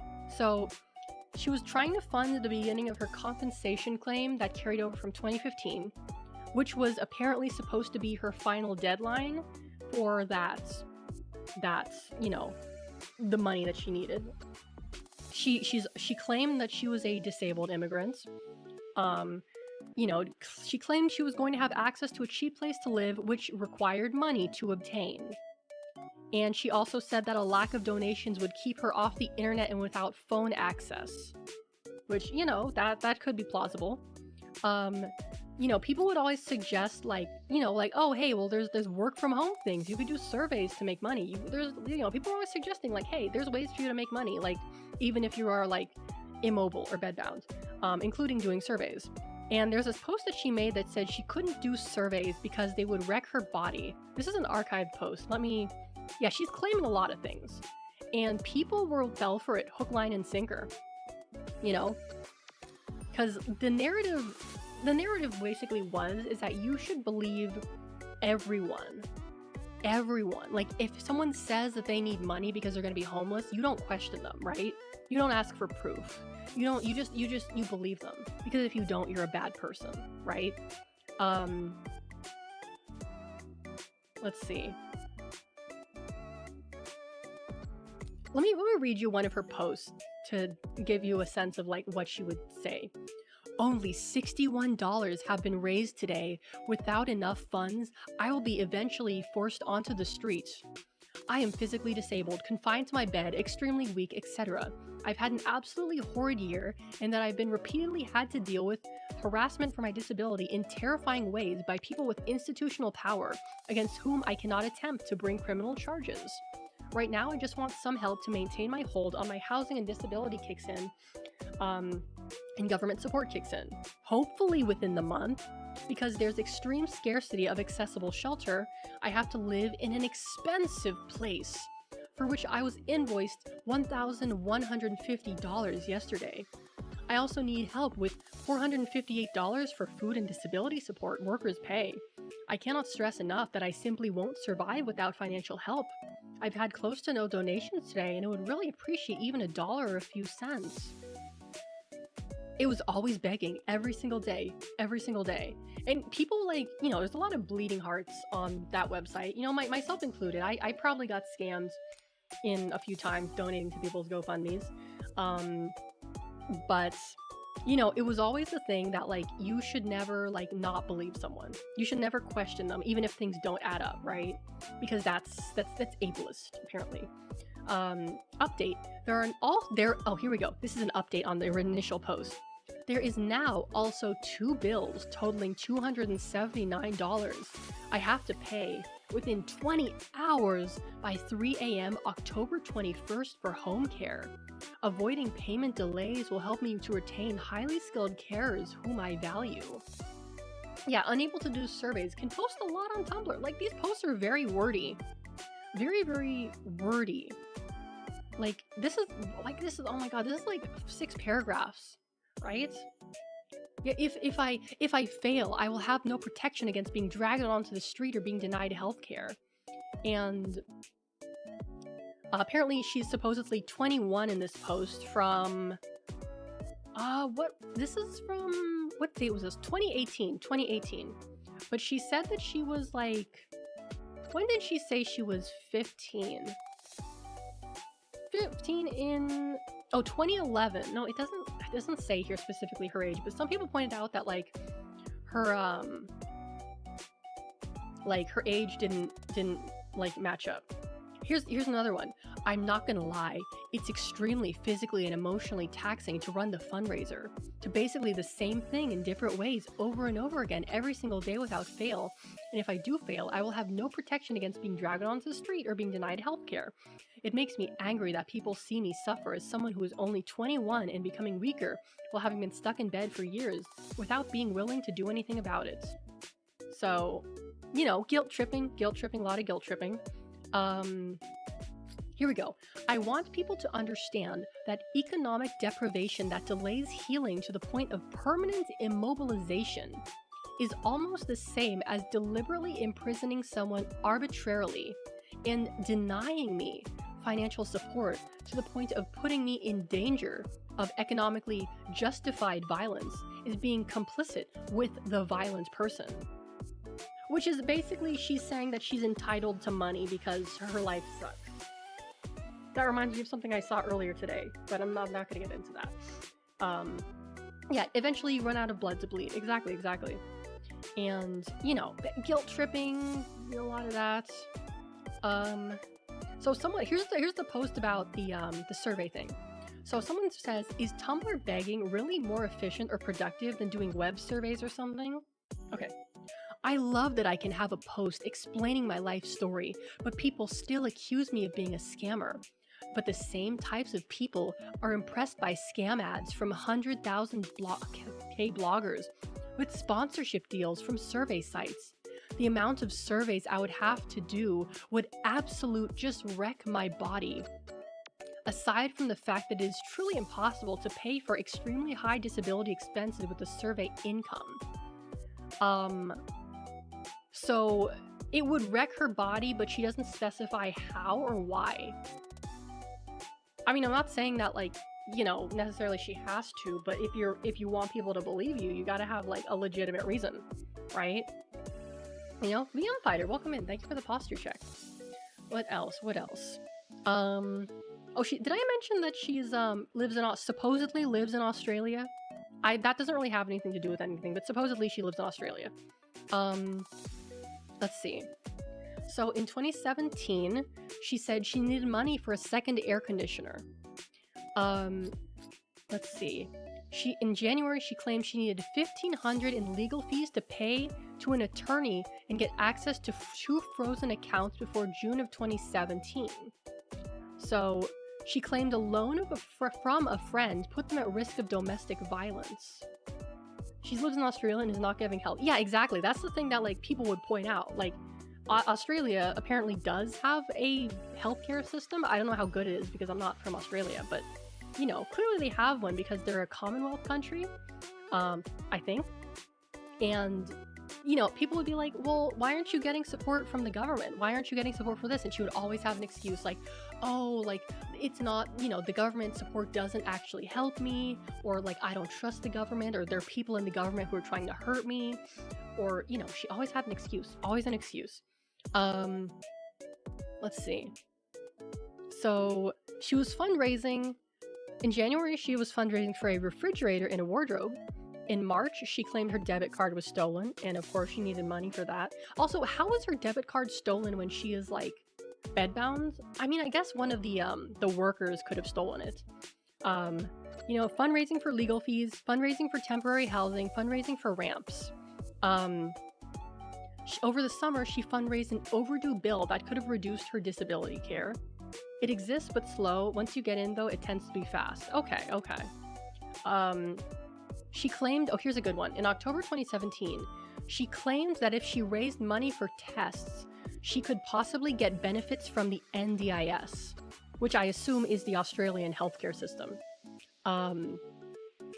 So apparently, supposedly, she wasn't getting it before, for whatever reason, which is highly unlikely. Oh, here we go. On October 2017, she claimed if she didn't raise $9,000, her carer would be deported. I read that as career, which is like, I don't know if money can stop deportation. I could be wrong, but, you know, I don't know how things in Australia work. In December, she registered herself as a business. However, apparently she disputed this. Oh, here we go.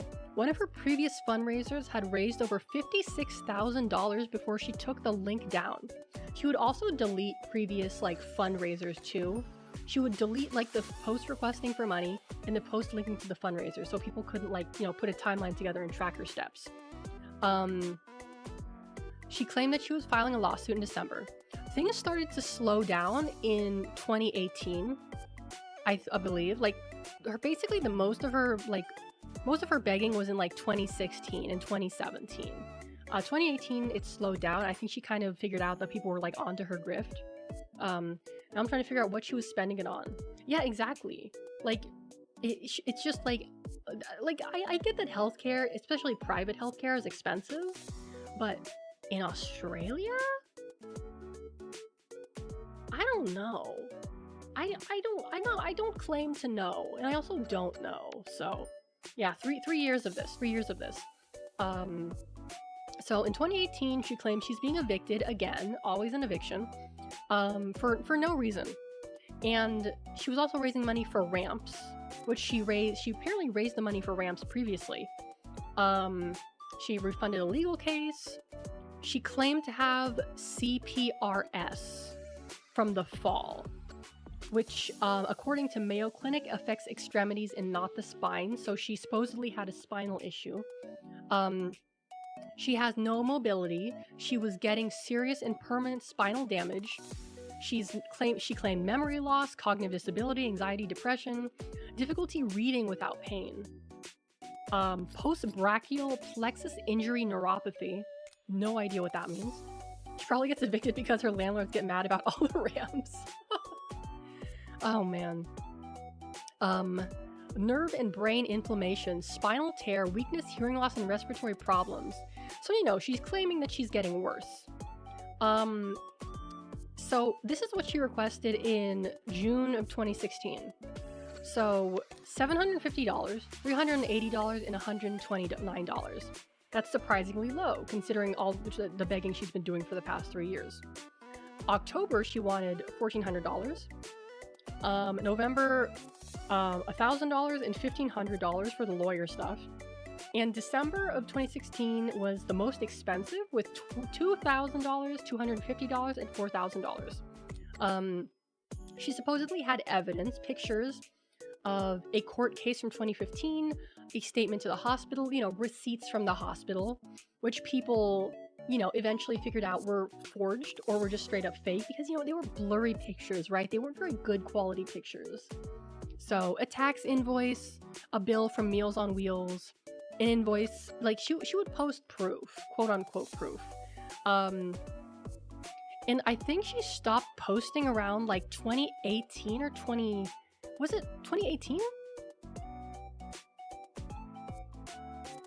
26, I think around 2018, 2019 is when she stopped posting, I think. Yeah, 2018, 2019. This reminds me of Boogie and him faking cancer, right? So, you know, people caught on to her shtick and basically called her out for it, and I think she realized that the jig was up and just figured, like, I'm not going to get any more out of these people, so she just left. Perhaps somewhere she is still pretending to be someone that she's not, scamming money out of people. Greener pastures, I'm sure. Greener pastures. Let's see. Oh, I'm getting a little bit peckish. What else did I bring up for us today? Let's see. That was down with Sis Bus. That was that. Okay. There was... I'm looking at this article again. Mr. Truffles, already did that one. Oh, Cole Sprouse's social experiment. So this one isn't really like a scam or anything. It's just kind of like a weird thing that happened. So Cole Sprouse of the Sprouse twins of The Sweet Life of Zack and Cody, those Disney Channel kids, he created a Tumblr blog. And what did he do with this blog? Why did he create a blog?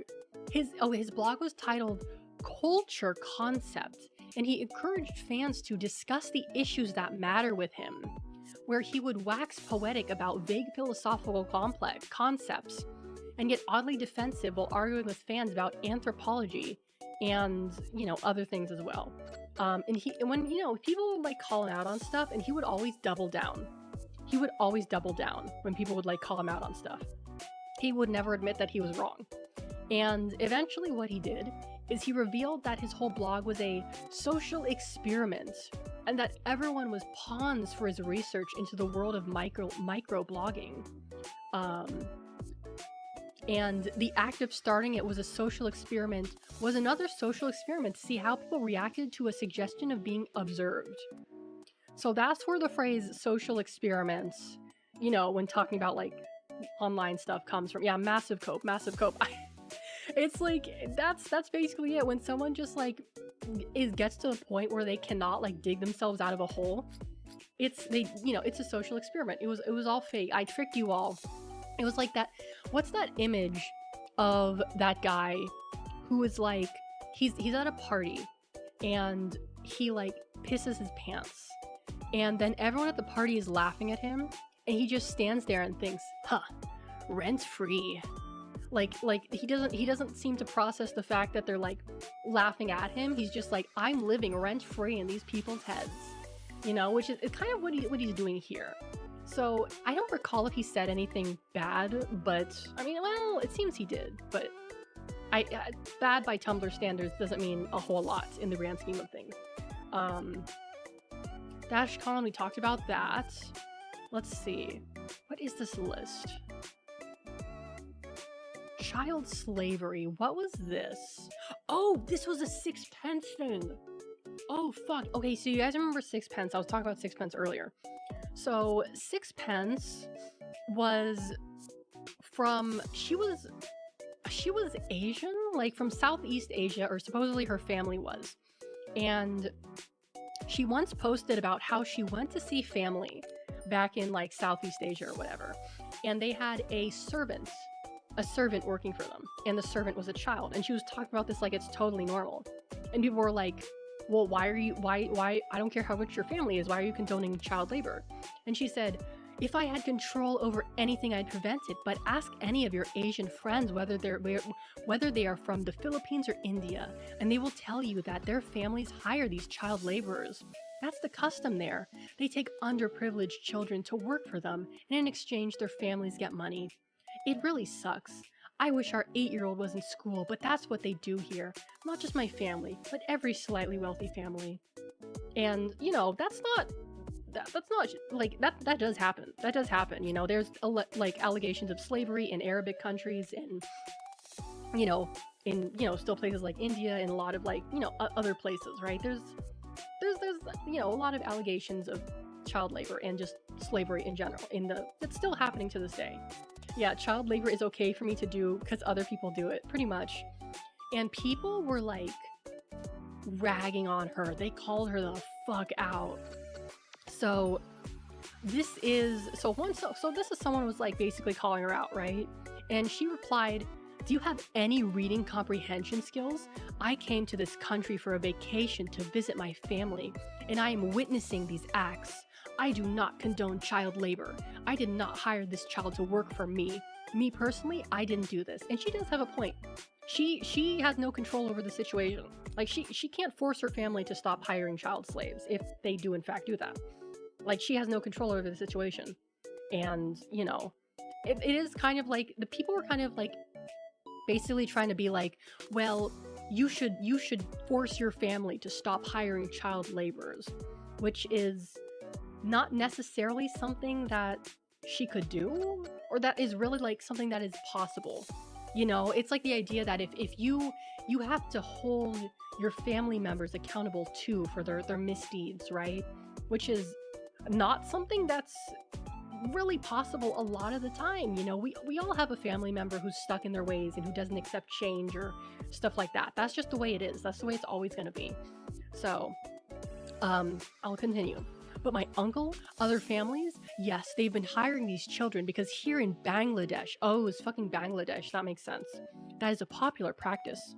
No, of course it isn't right. Of course I am against it. Of course I am documenting everything to bring some justice. Honestly, this is why people don't like Tumblr anymore, because some users take people's thoughts and actions, no matter how much of a good intention they may have, and make it seem like it's the most offensive, grossest thing they've ever seen. She has a point with that. She has a very valid point there. She has a very valid point with that. You guys need to calm down and think things through before you go around throwing out words about how repulsed you are at something you clearly don't understand the meaning behind. And people responded to this. Like, one person responded, slay. Another person responded, slavery. And, the person does have a point. Child labor is bad and you shouldn't do it. But I do feel like she does have like a valid defense in a sense that like I can't do anything about this. I can't force my family to, not to change, because you can't force other people to change, even if they're your family, right? Hold on. So that was basically Sixpence's child slavery arc. That was around, I don't remember if that was before or after Sixpence Heals. I think it was before, but I don't quite remember. It might have been after. Constable Frozen. Constable Frozen. Let me tell you guys about Constable Frozen. So, I don't really have any involvement in this, but a lot of people would, share Constable Frozen posts. So what Constable Frozen was, it was this Tumblr account that would create these photoshopped pictures of people from Frozen doing various things, like eating a chip, or doing something that they don't do in the movie. And those photoshops were really good. They were very, very convincing. However, supposedly it was a fetish blog, which shouldn't particularly be that surprising.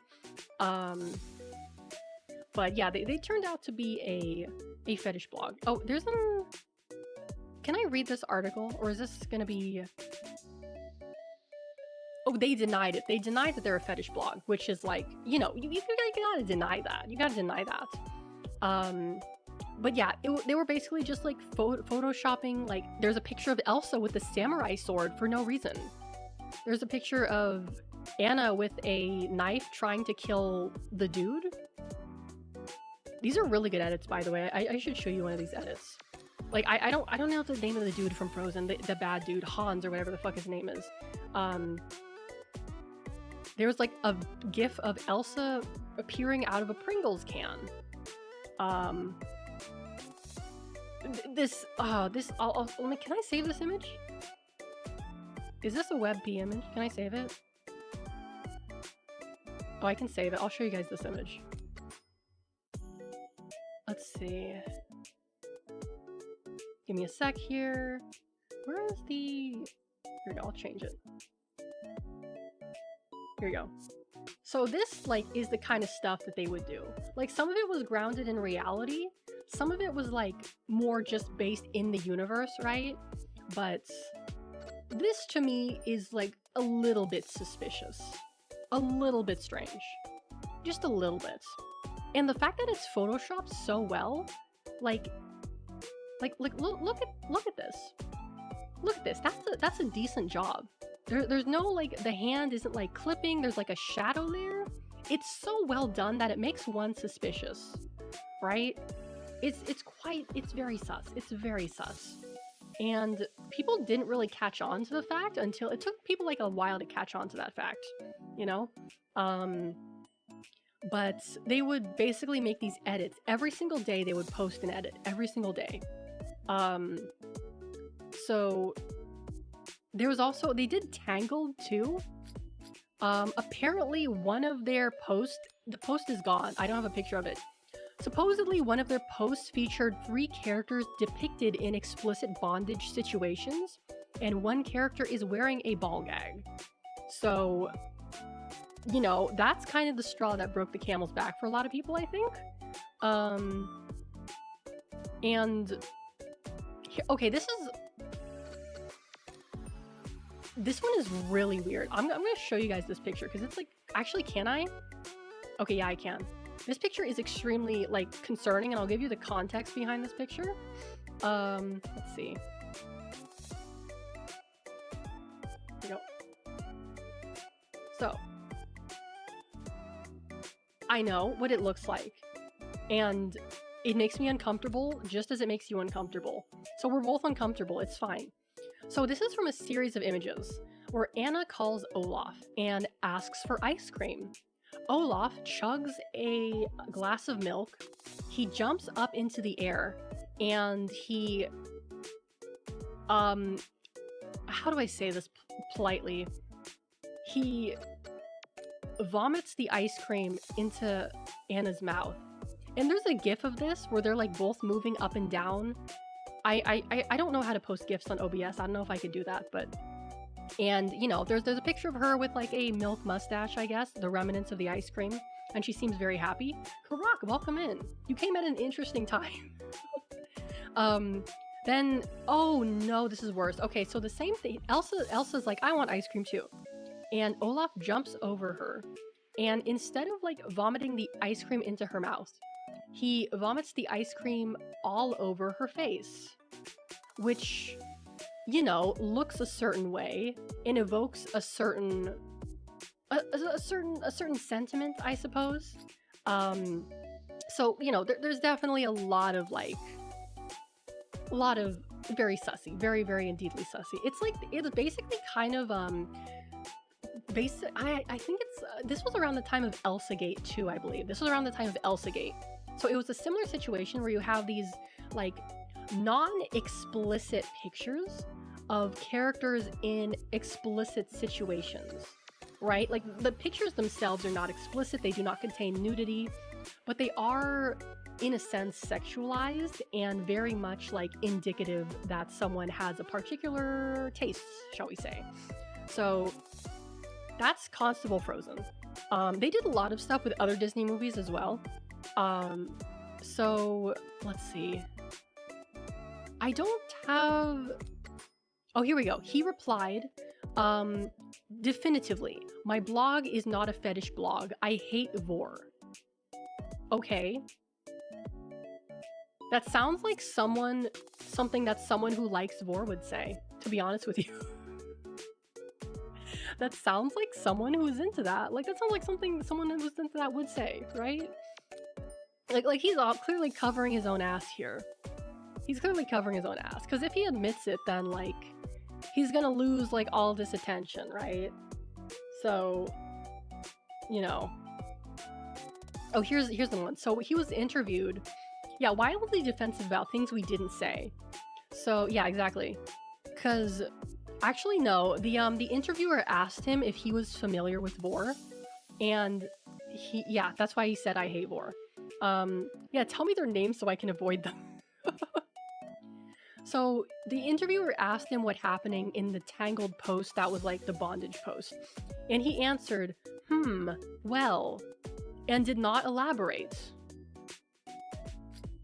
Which, you know, he just, well, just not elaborating. Okay, like, he can't even come up with, like, a friggin' excuse, right? He's just like, well, you know, just one of those things, just one of those days.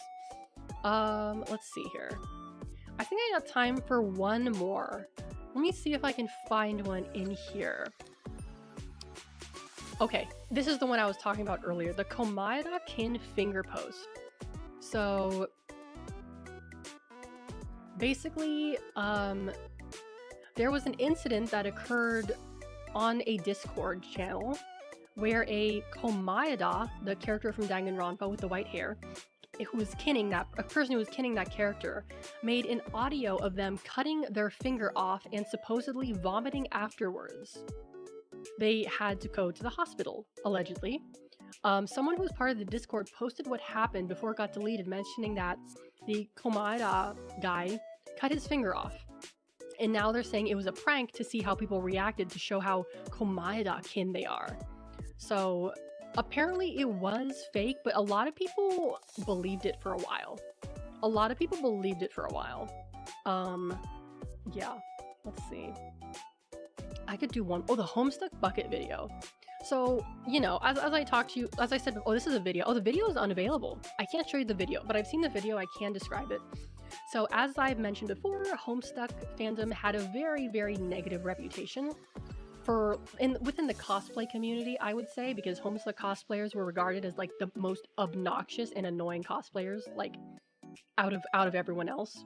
And I have witnessed this myself, so I can say that there is some truth to it. But specifically what they're discussing in the bucket video. So what the bucket video is, it's this group of Homestuck cosplayers. They're cosplaying various characters, and they're passing around a bucket. Now, what they're doing to this bucket, each person, this is gross, so if you're eating, I suggest you tab out. Each person spits into the bucket. It goes around the circle, and each person spits into the bucket. And it comes back to the first person. And supposedly, that person drank the spit bucket, or either that, or it was alleged that was happening. So that was one of the more, well, it's not the most vile thing I've heard all day out of all of this, but it's definitely like up there in terms of how physically like disgusting that is. Yeah, Homestuck was a mistake. Yeah, even the creator doesn't like his fans. Like, what was his name? Andrew Hussey? He does not like Homestuck fans. Like, he resents them a lot. Even though they've made him a lot of money, like, he still resents them. Oh, man. There's another one I want to talk about, but it's really unsanitary, so I'm not going to do that. Meme-facturing. This is someone... What was the deal with meme-facturing? They did something. So, meme-facturing was a Tumblr funny man, if you will, and they got run off of Tumblr because supposedly they were coercing people online to engage with them in like sexual RP and nudes, and they were sexually harassing people, allegedly. And if the victim refused to comply, they would threaten to kill themselves if the victim came in. Is there proof to this, or is this just an oh, of course the call out post has been deleted. Okay, so I wouldn't be able to know. And at the time, this person was 15 years old, and they were doing this. They were 15 years old when they were doing this. Apparently they had like a doll fetish or something, whatever that means. But they deleted and they went to Twitter. So that's the deal with meme factoring. Or is that Piss Vortex? Am I confusing meme factoring and Piss Vortex? I might be confusing meme factoring and Piss Vortex. I might be confusing the two. Okay, it was one of those guys. One of those guys just ran to Twitter. I don't remember specifically who it was. Oh, distraction.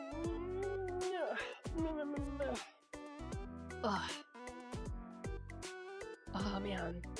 Let's see. But what's the Beast Milk jewelry? What is that? Oh. No, this is no, I don't want to talk about that. I don't want to talk about that. Yeah. I've never heard someone say Piss Vortex so much or ever. I'm probably not the first person to say it out loud, but yeah, I would probably one of the few people who've said it out loud. Oh boy. Let's see. Anything else? Unsolicited therapy. That was Sixpence post. What is the piss jello? Do I really want to know what this is?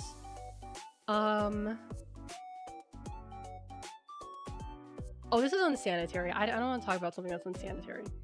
The lifting community. What was this? Oh! I remember what this was. Okay. So I don't remember around what time this was. What time of the year this was. This article was published in... It doesn't say, but there used to be a specific... I mean, there probably still is a specific group of people on Tumblr who were very, very dedicated to shoplifting. They called themselves the lifting community, or perhaps people called them the lifting community because they would shoplift, and they would post the things they shoplifted on their blogs. Which is a very stupid thing to do because, you know, if a store tells the police these items were shoplifted and they see your post of the items that you shoplifted, they could just easily find you and arrest your ass. Like, as far as I can tell, like, they could issue Tumblr like a, what do you call those things when the police ask websites for information on specific users? They could do one of those, because I don't think Tumblr, like, was, like, anti-whatever that, or what I can recall. But yeah. They would, they're, the way they kind of, how do I say this, justified what they did is that it's fine because they're stealing from very, very big companies, you know, like Macy's or, you know, TJ Maxx, I guess. So, however, the type of people who are shoplifting, they're not underprivileged people who are, you know, shoplifting to make a living. These are mostly like middle-class white kids who basically would brag about their hauls, the things they stole, which is usually what middle-class white kids who have like a rebellious streak like to do. So they just did it because they could. They just did it because they could, not for any reason. I think like a lot of like one of the justifications I've heard for this is that they're doing it because capitalism is bad or something like that. You know, very, very, you know, you get what I'm saying, like that type of person. And they're doing it because capitalism bad, not because they're actually need the things that they're shoplifting, right? Which, you know, that's a whole nother thing. But yeah, basing the shoplifting community, they were a bunch of idiots. They probably still is a shoplifting community to this day. Gonna head out, Moose? No problem. I'm probably gonna end soon anyway. But I hope you have a good night. Let's see. Oh, here we go. They got an interview from someone. Capitalism bad, therefore anything I do is moral. Pretty much. So this girl who is a 19-year-old Canadian says, lifting fills the void for me. So it's basically like an addiction. Like it's basically like taking drugs essentially to these people. Like I need something to get me the high, the adrenaline high. That's what they're seeking, the adrenaline high of stealing. That in and of itself, it can be an addiction, you know? But while therapy and medication are expensive, shoplifting and making friends on Tumblr aren't. She says, I genuinely believe that the support from our community is the only thing stopping some lifters from harming themselves. So, I'm half struggling to understand this mentality here. Perhaps it's because I've never dealt with this, like, issue myself, but, like, how would stealing something from a store stop you from, like, harming yourself? I don't really, I mean, maybe in the sense that, like, both things give you a sense of adrenaline, but, like, I'm just the idea that, like, oh, I can't shoplift today, so I'm gonna hurt myself. You know, that kind of idea, that doesn't really make sense for me. But, you know, then again, who am I? Who am I to judge? So, they basically just, like, just shoplifted because they could. Oh, here we go. I lifted because I didn't see an alternative for my family. Okay, that's the justification. Some people in the tag lift instead of committing self-harm or abusing alcohol or drugs. Some lift because they're addicted to it. Some lift just because. I mean, if we're really gonna compare apples to oranges here, Biscuit, hello, welcome in. Like, doing drugs is pretty bad for yourself, right? So, I mean, you could argue that stealing is better than doing drugs because it doesn't directly harm your physical and mental well-being in a sense that, like, you're not taking a substance. But, like, the lifting in and of itself is a drug because, yeah, people are addicted to it. So, I don't know. This is the thought experiment that's making my head hurt. I don't want to think about that. Let's see here. Did I just close out? No, I didn't close that out. Okay. How am I doing? I'm doing good. I'm actually... Oh, man, you came just as I'm about to end, I'm sorry to say. Just about to end it here, but I'm glad you could stop by. That's pretty much all I have for today. I hope you guys enjoyed the lesson I had for you. Let me see who is online. Oh my god, Germ is online. Let's see. Let me find someone for us to say hello to, if there's anyone online. Let me actually go to the ending screen before I do this. Looking forward to the next one? Good, I'm glad. I don't stream as often anymore, for, you know, reasons, but my next stream is probably going to be Tuesday. Most likely Tuesday, unless something changes, but yeah. Let's see, is there anyone online?